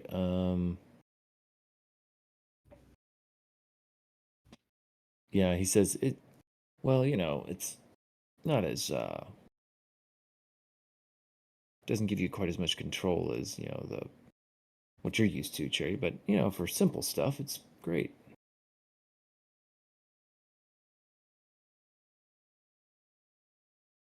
She would nod. She'd be like, oh, okay.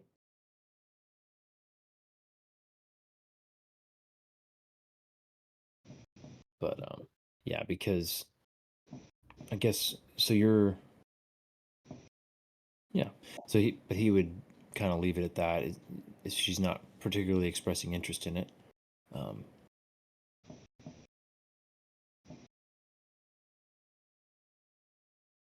and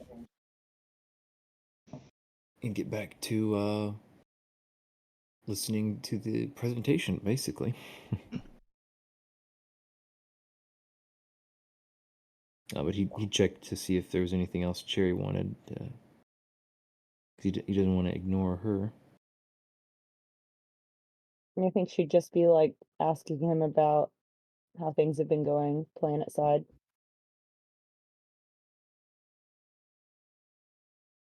Okay. Um, Just catching up. yeah, he'd make small talk. A couple minutes, and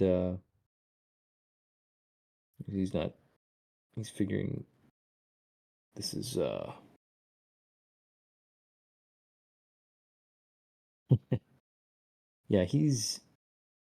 well, I'm trying to think how to put it. He didn't think this is taking up too much time, that it would bother Eva necessarily. No, she's just continuing on. Yeah, so we got Daisuke and Cherry maybe making quiet small talk on the side while Bo is stuck there kind of listening to what Eva's talking about with the drones. Yeah, when Cherry walked in and sees Bo there, she just makes a mental note like, okay, there's Eva. Yay, not dressed like a monkey. Yay, priest monkey, sorry. Yay, there's Daisuke. They're interacting. Great. And then, didn't expect Bo, but okay. That was an unknown, but okay.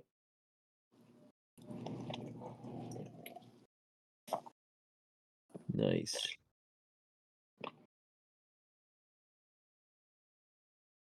All right. I have to run to the restroom. I've been putting it off for a while. BRB. Okay. I think this is a good point to wrap up the Daisuke scene, and I think he can say his farewells and get back to stuff he had to do.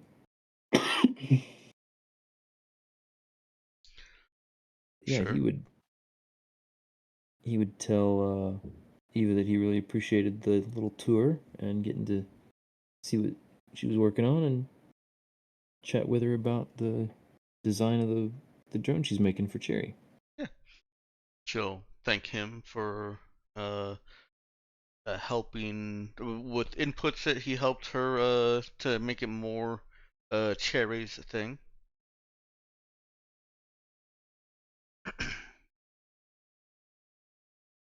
And yeah, he'll say goodbye to Bo too.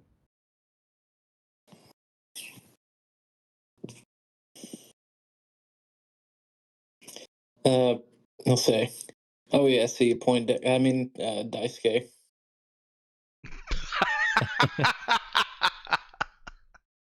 He'd nod and give him a little wave, and then be on his way. All right.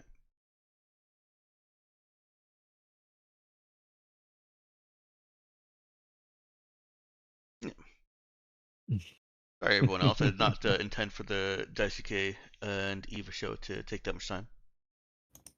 Well, I think Bo got a good bit of spotlight time as well there. Definitely did, yes. So, more or less apologizing to Robert and Avery with that. No, Fair. you're good. You all good, man? Well, I think that's a good time for. I'm betting that Eva would be wanting to call a crew meeting at some point to discuss the follow-up mission. Yeah, sure. She'll set some things to kind of automate or some glue to set or something.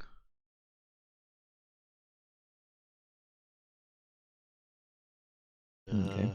And it actually occurs to me before we start a scene like that.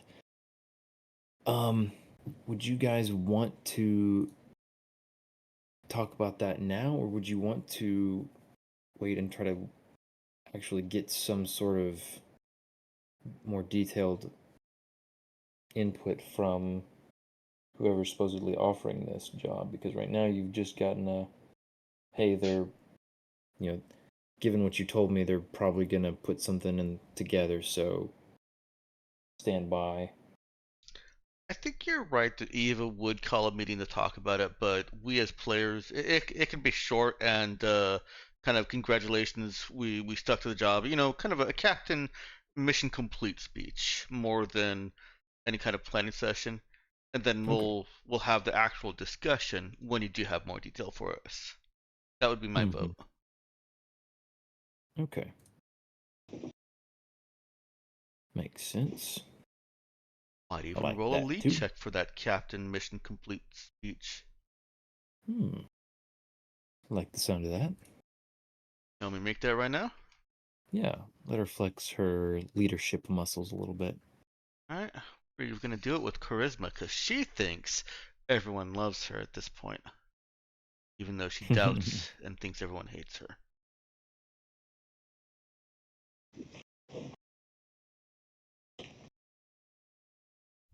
She's being optimistic. That's actually not bad for her.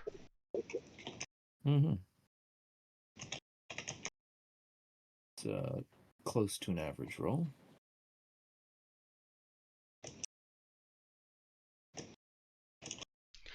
Close yeah, to an good average point. roll. Her average roll is actually good. Yeah. Yeah, but the dice are 2-3. Yeah. They each only need to be one higher to be average. 3.5 is the average dex. One needs to be 3, one needs to be 4. Well, if Yeah, I guess if so. the So 2 one goes up more to a each. 3 and the 3 goes up to a 4. Oh, but that's 2 of them going up 1. That's what I said. Yeah. So they just Oh, I each thought you need to said go. 1 going up. Oh. Whatever, sorry. I'm tired, man. That's okay. I may not have said it very clearly either, so I won't blame you. It's yeah, I'm tired. Sorry. I blame all of you. Well, you're the GM. We expect you to blame us.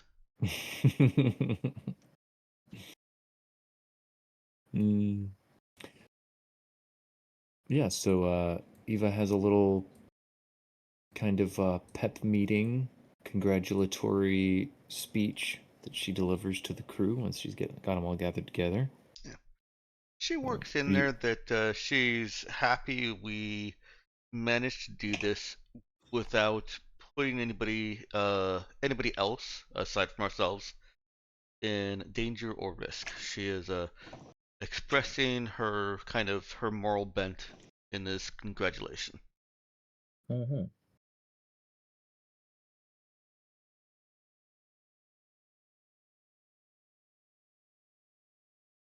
We like it.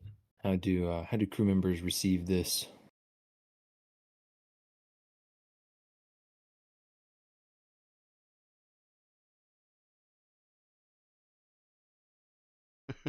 They look at their credit account and be happy. Yes, that sounds about right. Yeah, money. Yeah. That's nice, you. That's nice. 5,000 credits. Woohoo!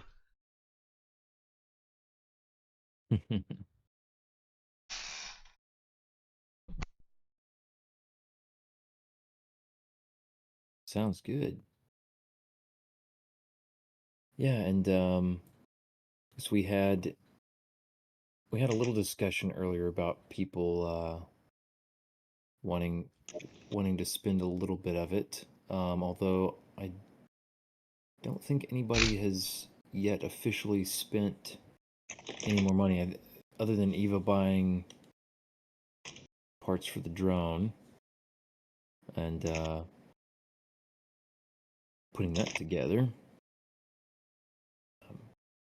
we don't have to make the final determination now, but do be considering whether you want to get any extra stuff. I'm going to.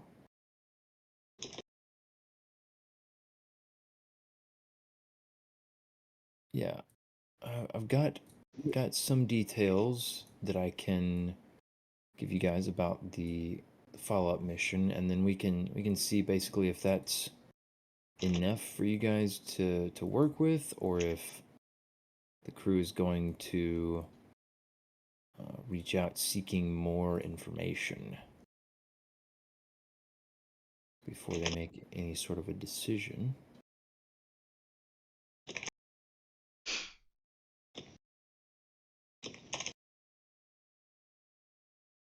Let's see. Let me go ahead and take a quick 5 here, Okay. just to gather my thoughts and notes a little bit, and be right back.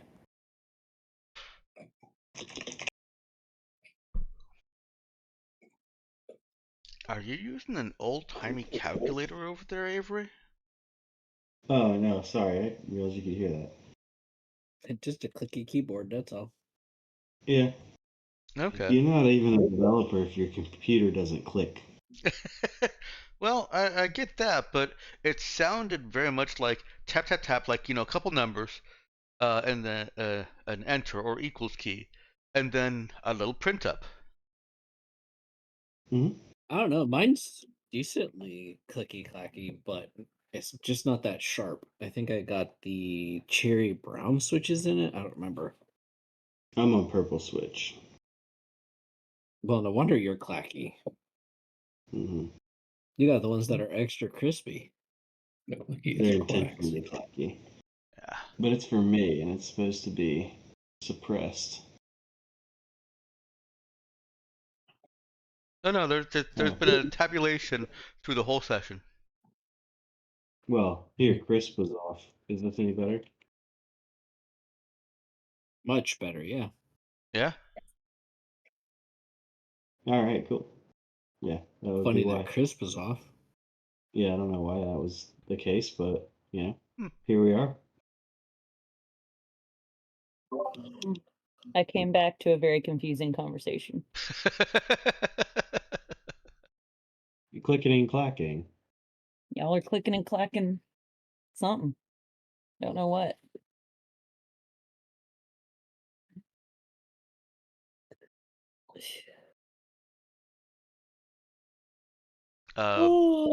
Ben has gone AFK a moment to That work up. explains a lot. Yeah. Work up some details for us, I think. Nice.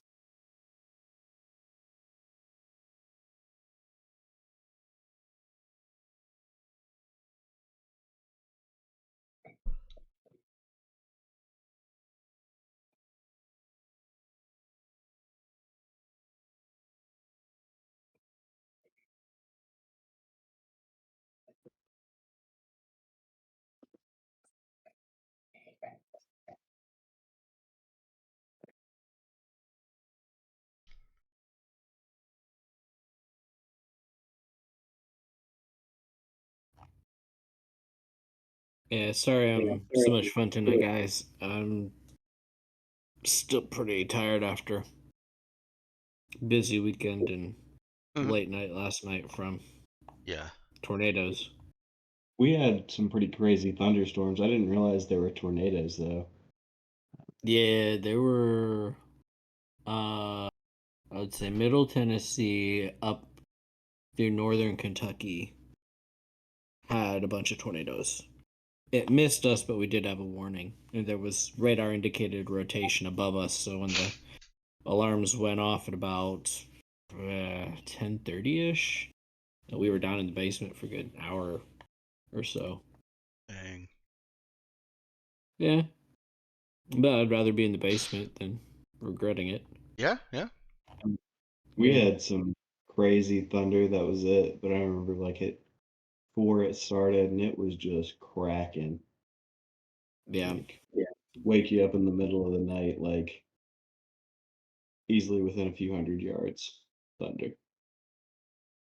This is the second week in a row that my team I'm coaching for kids soccer has had their practice canceled because the field is flooded. Wow. I feel so bad for these kids because it's their first and second practice that's just been totally canceled. You can't do it. I mean, the weather's just been an anomaly. Not really. It's We're like supposed to have our daughter's birthday party this weekend, but I'm almost afraid to do it this weekend.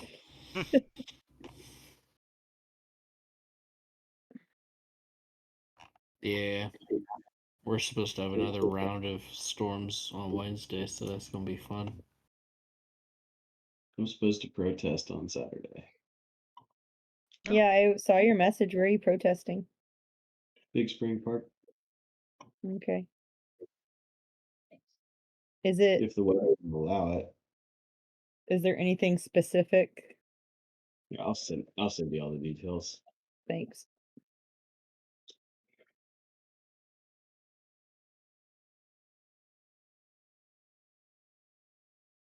I mean, it could always be that non-specific. What do we want? I don't know. When do we want it now? Kind of chant, you know. One of those. Oh, there's It there's definitely- plenty of specific things I know I want. And plenty of specific things I know I do not want. So, There are more things I don't want right now than things I do want, if that tells you anything. yep.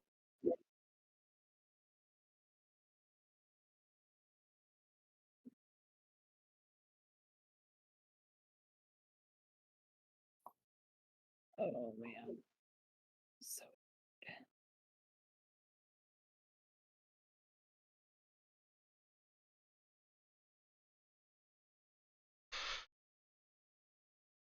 man, Ben is taking a long time. This is a long Yeah. 5 minutes. Oh, come on. That was 6 minutes. Well, the that's a longest. very long 5 minutes. Come on. A 20% increase. Right. So, excuse me. Probably got my throat right. I was about to speak. um, yeah, I think that you guys are going to get a message fairly late at night from from an unfamiliar number, though you would an observant one would notice that this number was given to you in a little info sheet from the lady at the Foreign Intelligence Division, and the um, the message that you would get is from a guy named Daniel Travers, and the gist of it would be him introducing himself briefly, thanking you all for your thorough work in the recon mission that you'd taken on, and offering a position basically as contractors, additional security personnel, or perhaps whatever other roles you think you might be able to fulfill in advisory roles, maybe, to the colonization mission to Straya. Hmm. And points out there's he can give you some more information tomorrow, but and he can send it to you if you'd like, or he could meet with you and be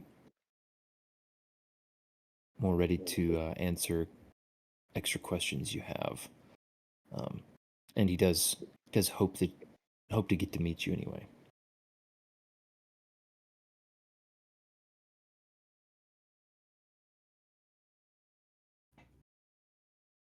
Okay. So, guess this is the part where we talk about what we'll do next, isn't it? Yep.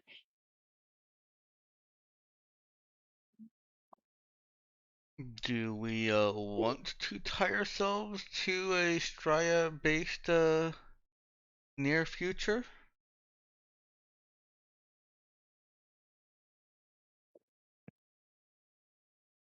So basically, go back and play security for it. Yeah, he says advisory. I mean, obviously, it's appealing to Eva there. Bennett, are there any like even vague indications of uh term or contract length? No, he doesn't mention any detail about that.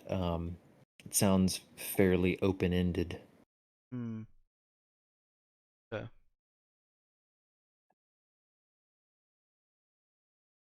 Um. And out of character, I will say, since we're discussing the question of whether you want to kind of commit to a Straya near future, this is something that I wouldn't mind narratively kicking down the road if you guys were interested in this, but didn't exactly want to just go straight back to Straya right now. Okay. If you guys were interested in doing some other stuff as Right. players. They've got to put their expedition together, don't they? Yeah, and who knows, that might take some time. If this is something that you guys are like, yeah, we will like that, but not yet, then I could put it on hold. I think that's very helpful. That lets us focus more on the question of, is Straya our baby? Do we want to make sure that Straya, or try to play a hand in Straya turning out how we want it? If we You have mean any like Hunt the pre- Kaijusaurus? That may be an option, yes. Would fall under that umbrella. Uh-huh. if anyone has a question that we can use Zeke's precog for to ask of Ben to clarify that decision, feel free to throw it out there. All right. Mm. All right, guys, I'm gonna need another 15-minute break here. Just JK. You haven't even got the question yet. Yeah. He has to mentally prepare himself just to receive the question, Avery. Oh wait, what time is it? 10:45. 45-minute break.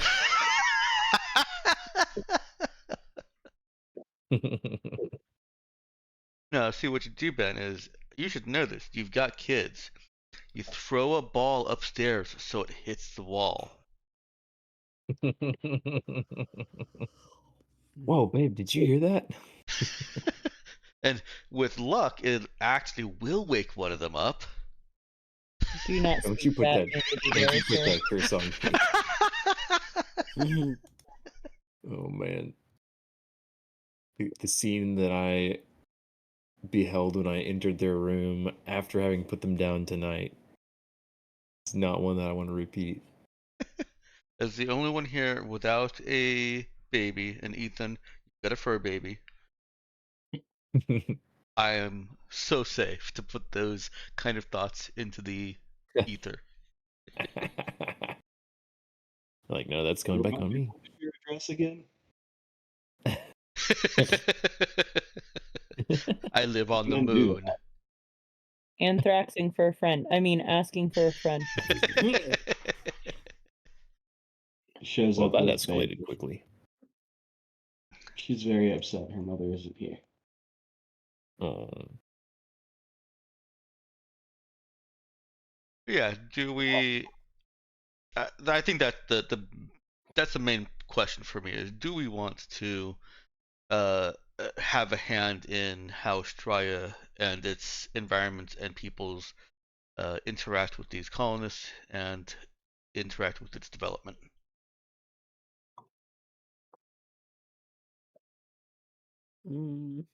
That's Speak hard to now, say. or forever hold your It's peace. like part of me wants to say yes, right? Mm-hmm. But another part of me feels like our goal for this campaign was, I don't know, to see more, To not get tied like down. to not get tied down. Yeah. Yeah, maybe another way to, well, I guess maybe a follow-up question then would be, since that it definitely sounds like that is not the thing that you guys want to do. You don't want to go and become, you know, Loinuda government employees, Mm-hmm. you know, administrating some part of the colony's, you know, growth or whatever. Would you want to use some sort of position, uh, or some kind of role in the colonization mission to get access to the natives again, or Or ruins. get extra resources on hand, yeah, to go exploring the ruins on Straya, like maybe getting after that citadel, or like Pete mentioned, hunting the Kajusaurus. Yeah, because And I mean, yes to all of that for sure. yeah, I was gonna say I think that's kind of why I'm hesitating. Is that I think Eva, like the idea of an advisory role and actually being important in this colony is appealing, but like it's appealing intellectually, but her heart is Jennifer Moon's. She wants the adventure. mm-hmm.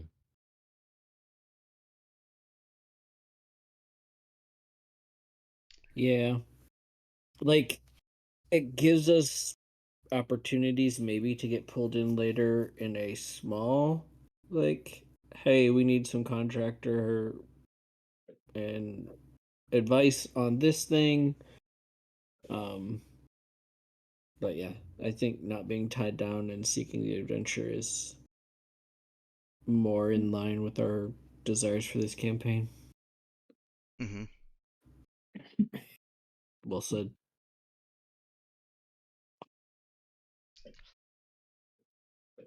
Okay. The Ethan, Danielle, Avery. I think it would be cool, like the fact that we've left kind of little connections like all over. I like that idea of like those connections coming back later Mm-hmm. versus the idea of us staying and working on growing like our little Straya, you know, campaign. Um, don't know if that makes much sense. That It, does it make sense. it does, and it makes me think of the scene in Firefly. Uh, Actually, it might have been in Serenity. I think it was in the actual movie where Captain Mal sits down with Fenty and Mingo, um, and you don't get a sense that he was doing a job for anyone. It's just something that somebody picked him out to do.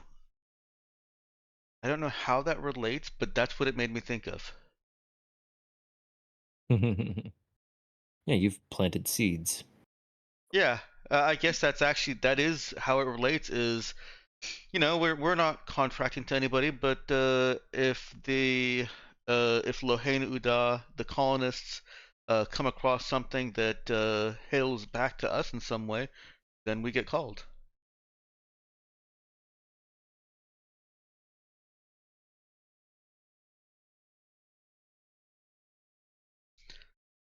Still was Yeah, curious. and that's a good way of putting it because that is definitely what I was thinking of.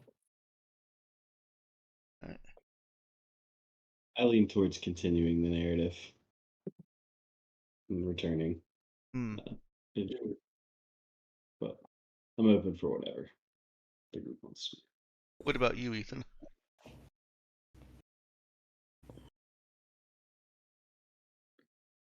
It'd be cool to follow up on some of that at I don't know, some point or another. But yeah, I guess also kind of interested in checking out other things. I guess Pete's got some backstory knowledge now, right? After uh, getting scanned.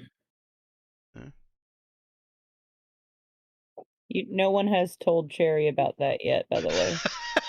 That's true. True. And then I guess Thinking Bo has about some it. plans he's Oh, cooking up. yeah. They Like, actually, I yeah, feel they like both have Hav- some backstory stuff that is connected to Harvario.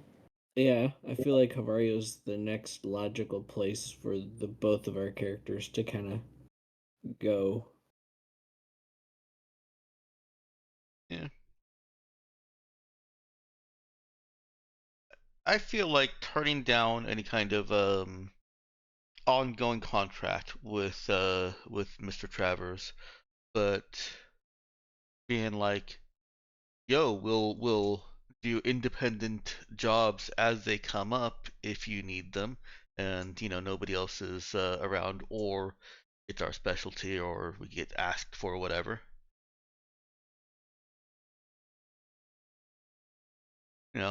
Put ourselves out there as, yeah, we do know a lot about this place. We know everything about Straya, in fact, already, but we got other places to be, so call us if it's important. And that way we've got a little bit something for Avery. We definitely want to go back. I definitely do want to go back and investigate Yeah. Straya. I think that's the thing. I do want to go Yeah. back. I just don't want to feel like we're anchored there. Yeah.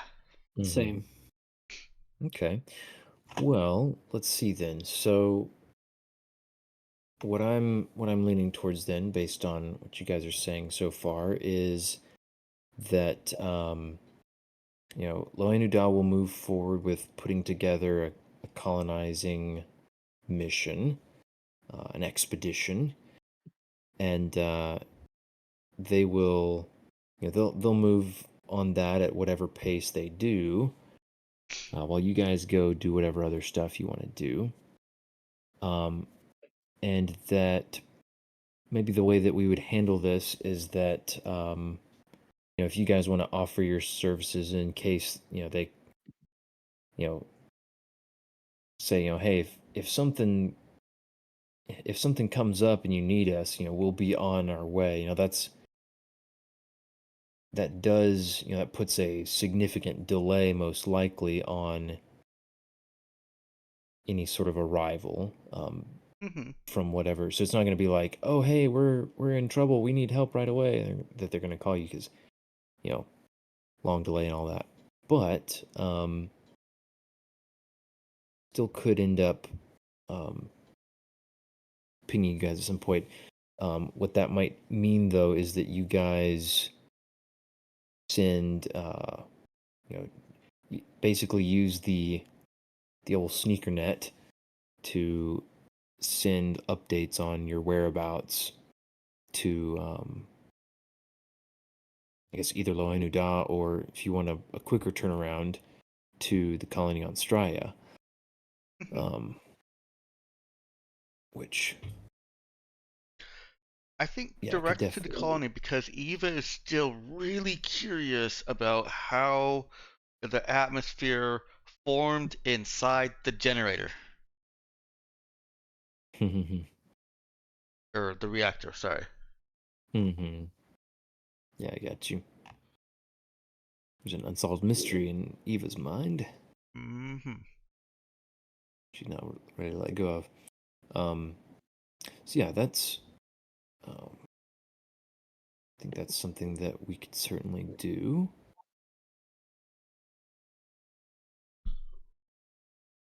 So yeah, let's go ahead and get everybody a good night's sleep. Recover a system strain, and hit points. I don't think anybody's low on hit points, but get your effort back and all that sweet stuff. I was down Yeah, system strain, actually. Down I 3 think you system actually. strain. Yeah, you should probably all be other than permanent strain, you should have no strain like on the right hand side of your Mm-hmm. strain equation. Or sorry, other than permanent strain, you should have nothing on the left hand of the equation. Anyway, because you guys have definitely been removed from system strain causing stuff plenty long enough by now. All right, so do you guys I guess how do you respond then to you want to basically respond to this guy to that effect, like, hey, sounds cool, good luck with that, but unfortunately we don't really have time to get involved in a colonization expedition, but we're more than happy to offer our services, as in an advisory role or in a material support role, if the need arises, just hit us up. Yeah, sounds good. Yep. Copy paste. Eva will not be present at that one because she is actually quite conflicted about the decision. Oh, really? Okay. Yeah, I think the more observant of the crew would have noticed that, as I said, the idea of being looked up to as a bastion of information and advice by this council, by the colonists or the colonization effort, really appealing. But her heart is pulling her to adventure, and that's the conflict. Mm. Pete will probably be with Eva. He probably would know. That I think so, sounds yeah. like a great Pete opportunity. Mm-hmm. Yeah. I think he would lay a hand on her shoulder and say, I know you would enjoy it, but I also know you would hate it. Folks like us don't really belong to one place for a long time. Folks like us. I guess not. I mean, none of Jennifer Moon's characters ever stay in one place, so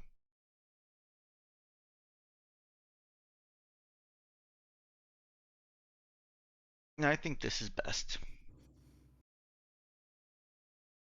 And we can come back. Oh, I hope so. Yes, she gets excited about that. I mean, Bo and me still want to hunt the Kaijusaurus, and you want to figure out more about the natives, and the reactor. Yeah. I'll leave that to you. I don't know that I want to know why a reactor exploded in an impossible way. Is this the whole group It's not my together when style. that's said? What was that, Danielle? I was going to ask if the entire group was together when that was said. It sounds like an aside. An aside, Yeah, it's sweet. probably more Okay, of an great. aside. Okay. Sounds great. No cherries allowed.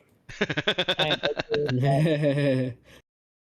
I mean, although I feel like at a certain point of this conversation, Pete will sidetrack and say, "So, do you think we need to talk to Cherry about what happened at Orion's place?"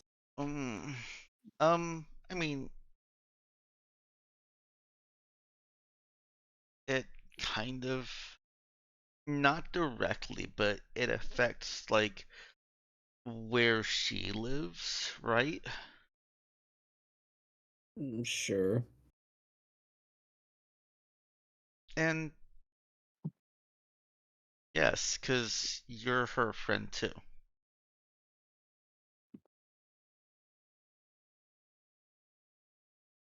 Look comfortable sometimes being unsure of all this. And then to get confirmation where there's literally like a glitch in my memories where I can simultaneously remember what happened and then remember I'll say, the diagnostics of my memory, saying that's not what happened. Hmm. Very, very weird thing to experience. I'm sure she'll understand if you don't want to explore that, but I know she would be up for the adventure of uh of helping you. I mean, there's other places out there. Havario has a huge tech base. I can get me into a library there and see what they have on any kind of almost paranormal electronic activity. I mean, you know what Orion was saying. He wasn't saying it was paranormal. He was saying it was illegal, unethical, something really bad. Yes, but how do you disguise unethical and illegal? Okay, maybe you're right.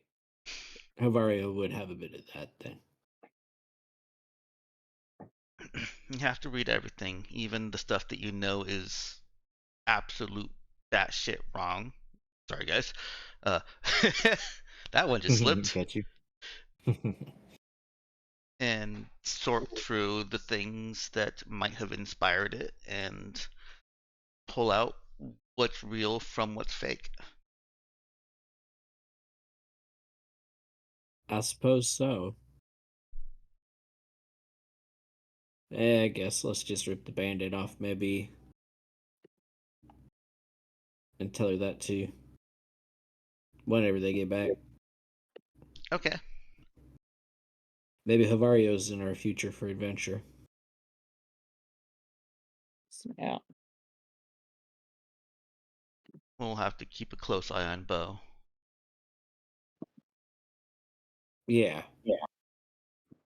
We don't need him accidentally getting upset and killing somebody.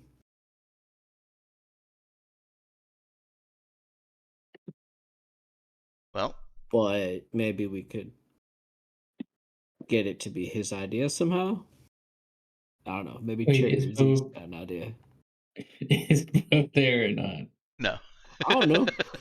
Probably This not. is a private aside, is what I was told. Oh, Yeah. okay.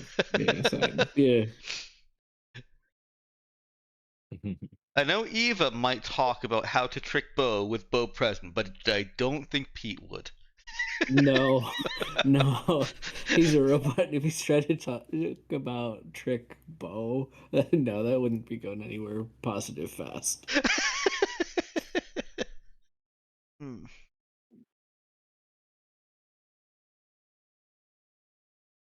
So unless you wanted to throw something extra in there, we could always segue to when their crew gets back. Yeah, I think this was an aside after we had started talking about the mission, and we're kind of breaking up and figuring out what we're doing next, right? Yeah, a little bit. Right. So we can just kind of return back to wherever anyone else is. It feels like Pete may have just felt Eva's hesitation through that and pulled her aside on the ship. Mm-hmm. Yeah, Yeah, I probably. think so. Yeah, probably. This is next morning. As Yeah. maybe shortly after the message had been sent out with the discussion among the crew. Yeah, that works. Yeah. So yeah, you'll get back a message. This is in like a group message to all of you. That from Mr. Travers expressing his disappointment but understanding that they have other priorities, and that he can't make any guarantees about any future work.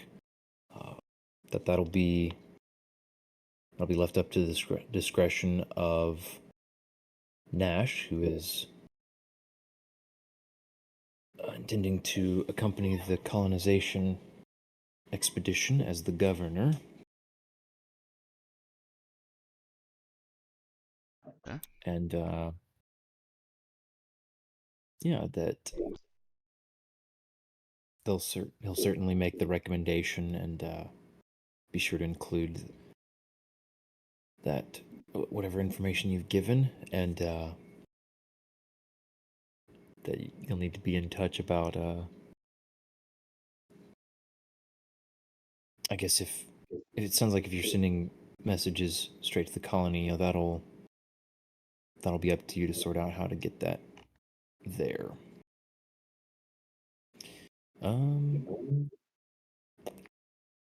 Very good. So, what's I doing feel like instead? Oh, I feel like after all that, Pete would probably have an aside with Cherry to bring her up to speed on what everybody else knows. okay.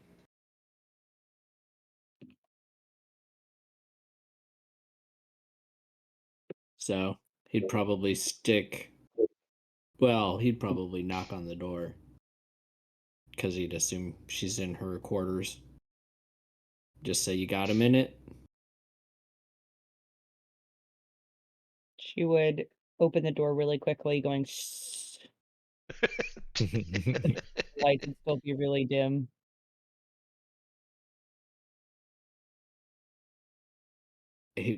Sorry? She would lean out to the side so he could see Ryu. Oh,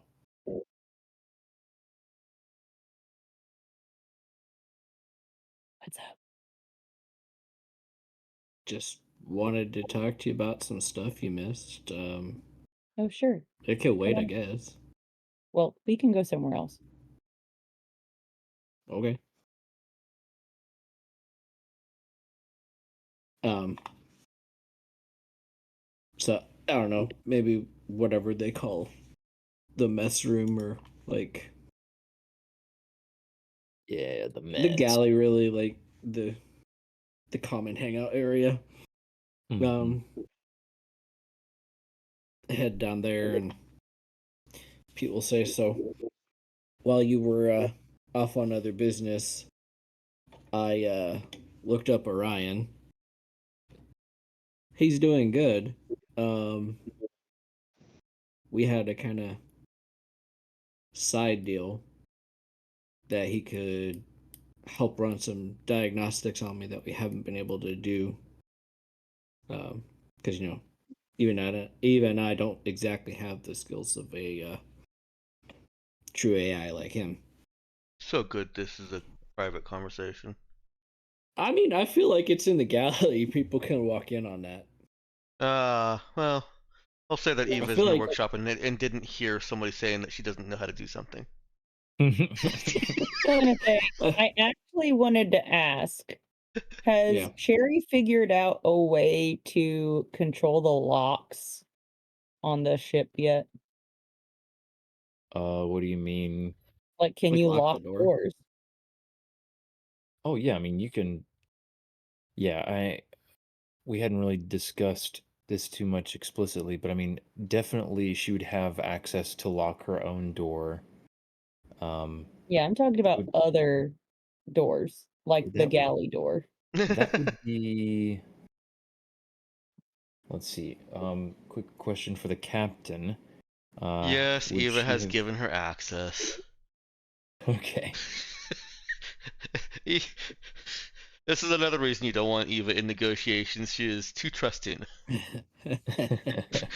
Also fair. I was gonna say that was easy. Yeah, Yeah. Sherry has the ability to lock whichever doors. For now. All right, so I guess Cherry locked the galley after them. Yep. All right. Um. So we Orion asked if he could basically scan all of my memories. and he found a weird gap. Weird how? Or a gap where? Okay, well, did I tell you the part of my story where I remember killing a human that I remember being? Yeah, I guess that was a really weird part. But okay, so That is that the gap. I so that's remember. actually part of your memory? Well, that's the question. So I remember what happened before that. I remember stabbing human me and then waking up in this body, and then Orion scans that, and all of a sudden there are previous fragments of memory that are now temporarily accessible, and my mind starts freaking out about it to the point that we only have bits and pieces of the scene, and it's completely different. By the way, GM, what was the name of the organization he was saying would be interested in it if they caught wind? I'm trying to remember. It was Perimeter Agency. the Perimeter Agency. Yeah. Yeah. Um. So he said something about a perimeter agency might get interested if things he suspect might have happened in my past to me. Do you know what they might be? Or what Would that would mean? I was just gonna ask Ben, would Cherry know what that means? Um. Like, is this more known on Lahanuda, Yeah. Let's potentially? see. I think it's probably Hmm. I guess I'd say it's up to you guys somewhat. It is like generally speaking fairly common for people to be familiar with like the three the three universal laws. Um, the basically the prime directives. Um, I guess what I'm blanking on what the second and third versions of prime would be. But anyway, so yeah, I mean, I think she would probably be familiar with those at the very least. Do you want to go ahead and give me a no check to see if anything more than that particularly stands out to her? Yeah, that'd be great. Okay. All right, 1 second. No check. I don't know many things, but I can try. What attribute do I use for no? Intelligence, Yeah, intelligence. not strength. Got it. Nope. Flex that brain. Okay. Yeah, I mean, I think she would remember that she would definitely remember the basic tenets, no making devices of planetary destruction, no making unbraked AIs. Um, I know creating unbraked minds. So she might have an inkling that could be connected because, if he's maybe a former human who got put in a robot body and there's weird stuff going on with his mind, maybe they were trying to do something funky there. Or making tools of mankind. Uh, depend. A lot of it depends on what they were trying to do, but that could definitely uh, that could definitely be angling into that territory. You know, stuffing a human consciousness into a robot body that was built for labor.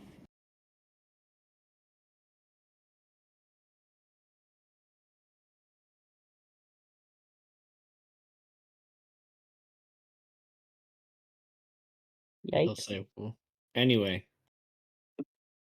We don't know much more than that at the moment, other than something is wrong with my memories.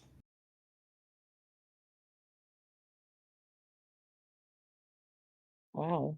Well, I'm so sorry. That is really weird.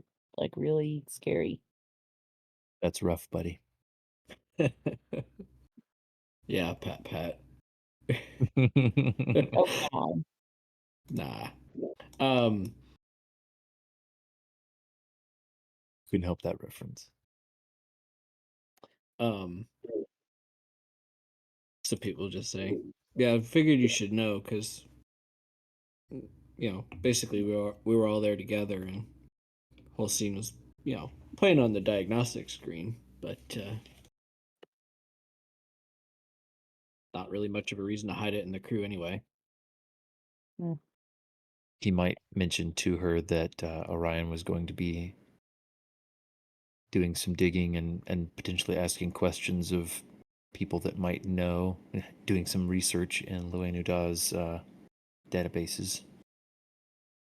Yeah, that's fair. Um, Orion said he'd keep doing some digging, look into you know anything in the databases here or people who might know, but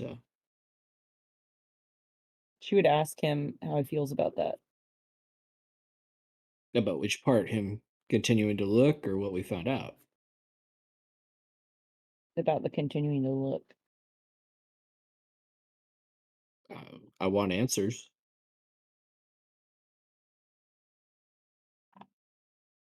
You definitely deserve answers. I just wanted to know if you're feeling up to finding them right now. Good question. I don't know. All right. Well, think on it. And I guess you can always talk to Eva or me or someone if you realize you're not.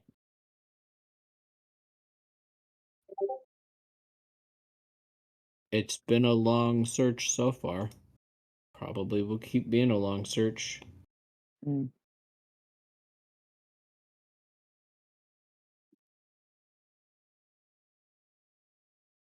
Like, even me had basically exhausted our ability to search for it, so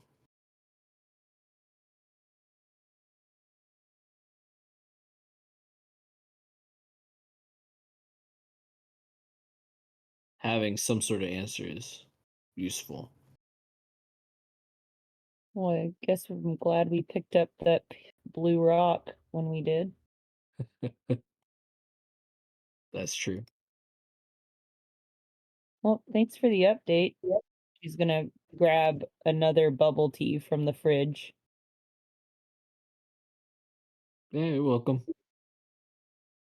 Blue Rock. Oh, Yeah. that took me way too long. I was like racking my brain, and then I was like, oh wait, context. Yes, okay.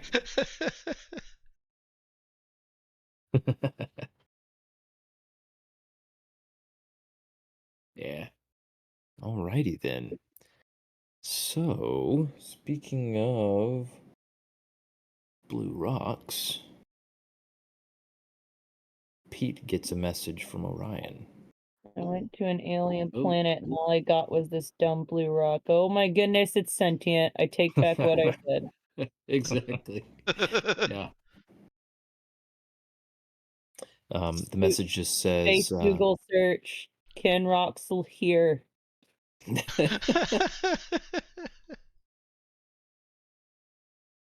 think I found something.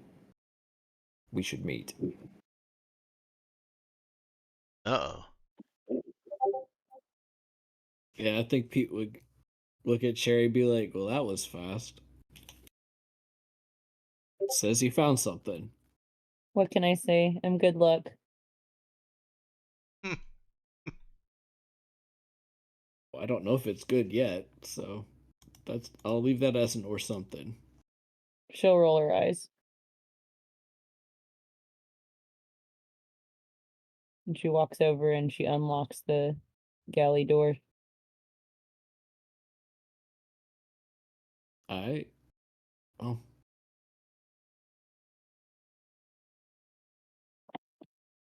I guess Pete will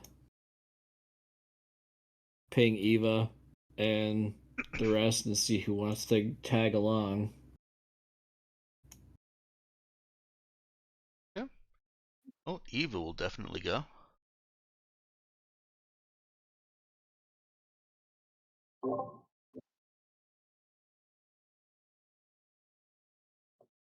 Alrighty. Miss Bo's always down for the ride.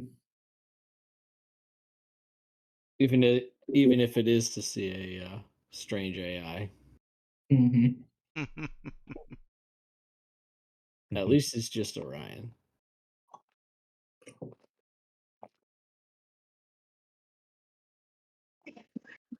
I would assume that Zeke would be down. Don't Zeke's know. down. Yeah, there's Avery. So I don't know if you want to cut to a short scene of it, Ben, of us all like walking in, or if you want to just call it there. I think this is Okay. his cliffhanger. Yeah, that's what I was figuring. Is it's probably this cliffhanger. I'm torn. I want to give you a little bit more, but I mean, even if you give a little more, it's still gonna end in a cliffhanger. Yep. So true. It's true. Yeah, we got a minute or two. I'll give you a little bit more for the cliffhanger. So yeah, you guys all head back over to Orion's place. Head up to his floor again. Same deal as before. The the guy at the desk, first floor, is like, he's expecting you.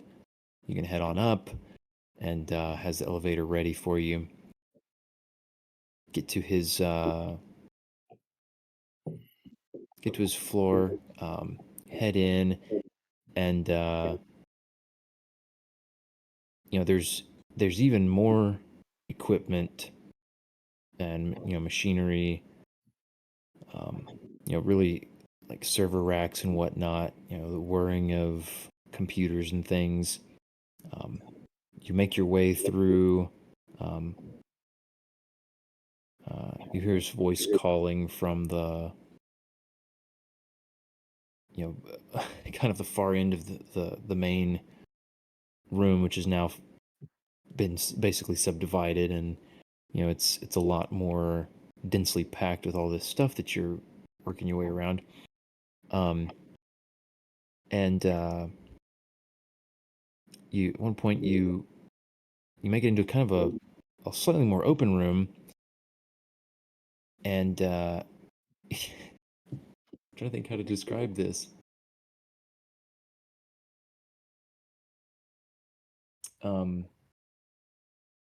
Yeah, you come up behind Orion, and he's standing very still, just kind of up against the wall, faced away from you. That's weird. Very weird. Do not like. And as you're noticing that and trying to figure out what's going on, you hear his voice from the side of the room, and turn to see a different body standing there Ew. that his voice came from. That is looks pretty much like a normal person. You can't. There's something slightly off about it. Maybe uncanny valley territory, just barely. But Maybe it's that his face is actually symmetrical, that would look weird. unlike humans. Uh-huh. yeah, it's let's see. Yeah, I think there might be a couple little things about that. And then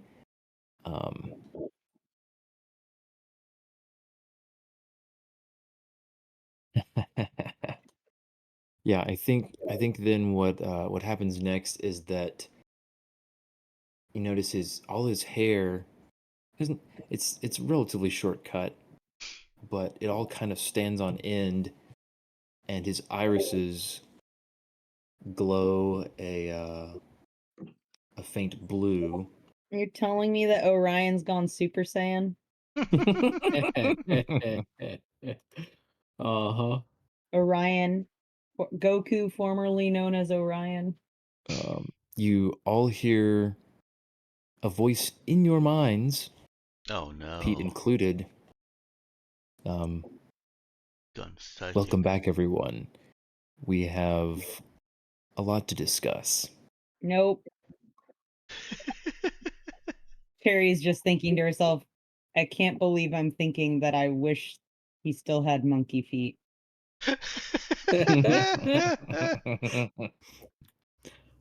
And You work fast, my friend. yeah, he would Uh, just grin at that, and his eyes glow a little brighter. well, what do you do when you're trying to be undercover as a monkey-footed robot? You go undercover as a Super Saiyan. Okay. Yeah, that is the natural progression of Goku, right? That's Mhm. true. He goes from monkey, part monkey, to glowing eyes and hair on end. What? And that's when you have to say, this isn't even my final form. It's over 9,000. As the screen fades to black, you just hear his deep chuckle echoing through the room. Nope, don't like that.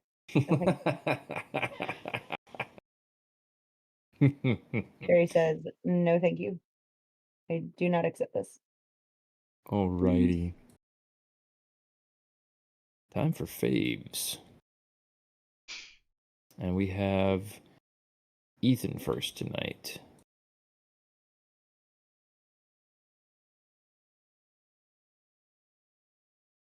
Oh boy.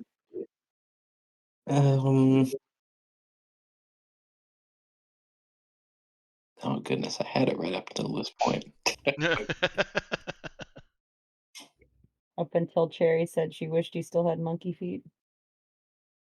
I might definitely. I think that alone would make it on the list. We're back to wishing Orion had monkey feet. I'll see if I can think of my other one, but that one's definitely on there. I can say mine. um, True, but we jumping quite out of order. We got Robert next. Like, we don't go out of order. Come on. Well, that was one of mine, and I'll see if I can remember the other. Okay. Robert, what you got? I guess part of my fave would be Eva being torn over the call to adventure. But which way? And maybe the other half being Zeke deciding to curse the luck of the person negotiating the price against, or that early part of the episode tonight. Monday. True. Yep. Man, we got a lot more play in this time around, feels like. Did I spell that right? I think I did.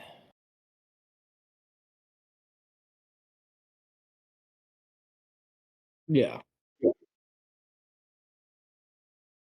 Avery. I like a lot of things about this session, but I really got to give it to the "lick that thought" quote. Couldn't have used that outside of this session, so it's obligatory. Favorite. I'm glad you liked that. Okay, my favorite. Let's see. oh boy, how to put this one? Say I'll call it Bo's anti-flirting measures. That's a great way to put it.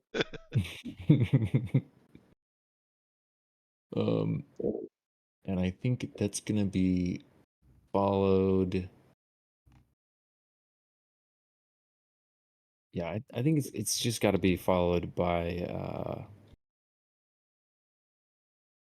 the psychic cliffhanger. I just had too much fun with that. Can you make your own stuff your favorite? Yeah, we've Yes, you guys allowed do it. it all the time. You guys do it all the time. I don't want to hear There any you of that go. nonsense. All right, what's your fave, babe? My fave was Bo saying, I just love robots. That was my favorite of the night. Those words coming out of Bo's mouth.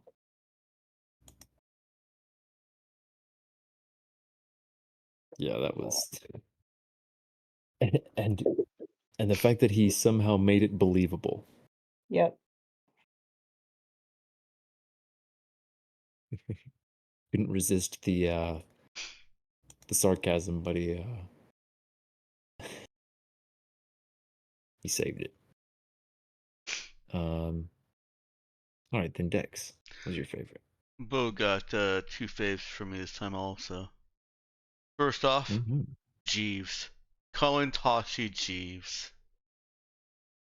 Amen. And then walking into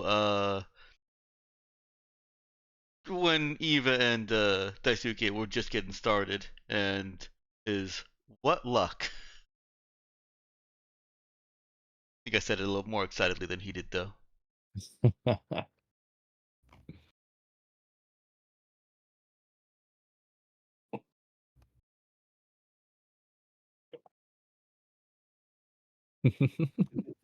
And you get Yeah. one too, Ben. I got three this time. Ooh. Yeah, Wow. yeah. You get a fave for the Ryu's accent. Ryu's hangover accent specifically. Thank you. That conversation was just Ben just getting out of bed. Yeah, it really was though.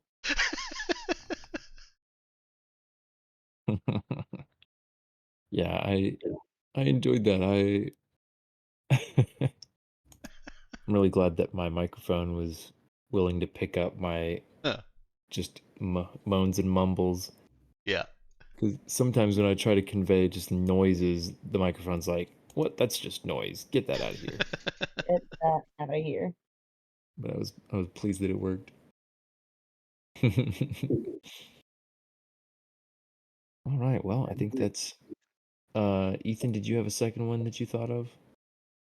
I did remember Pete's tangent on the wheat cutter belt attachment. Pete cutter belt, if you will. Yeah, there you go. Okay, yeah, I can't.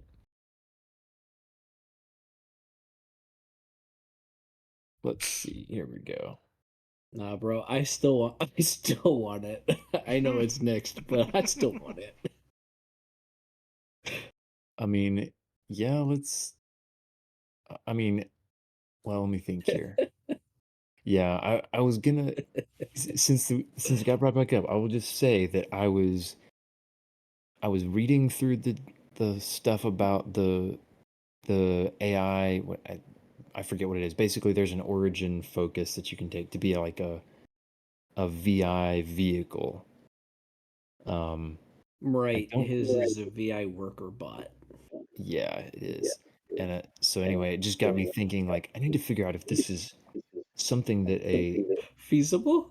yeah. So if like a player character could do that with the rules as written, or if there need to be like a stretch or a flex somewhere. Oh no, I- rules as written. Rules as written. I have the answer for you, Ben. Are you ready? I'm ready. Gundam. Gundam.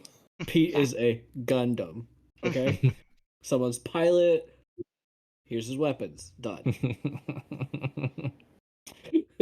Yeah, I had a feeling that it did something like leaving the choice of vehicle completely in the GM's hands. So technically there is a way. Yeah, technically there's a way. Just come on, GM, let me be a tank. Well, good game, everybody. It was fun stuff. Post the faves Everybody there. do take 1 XP. If I can find the right buttons here. Should leave you at 59.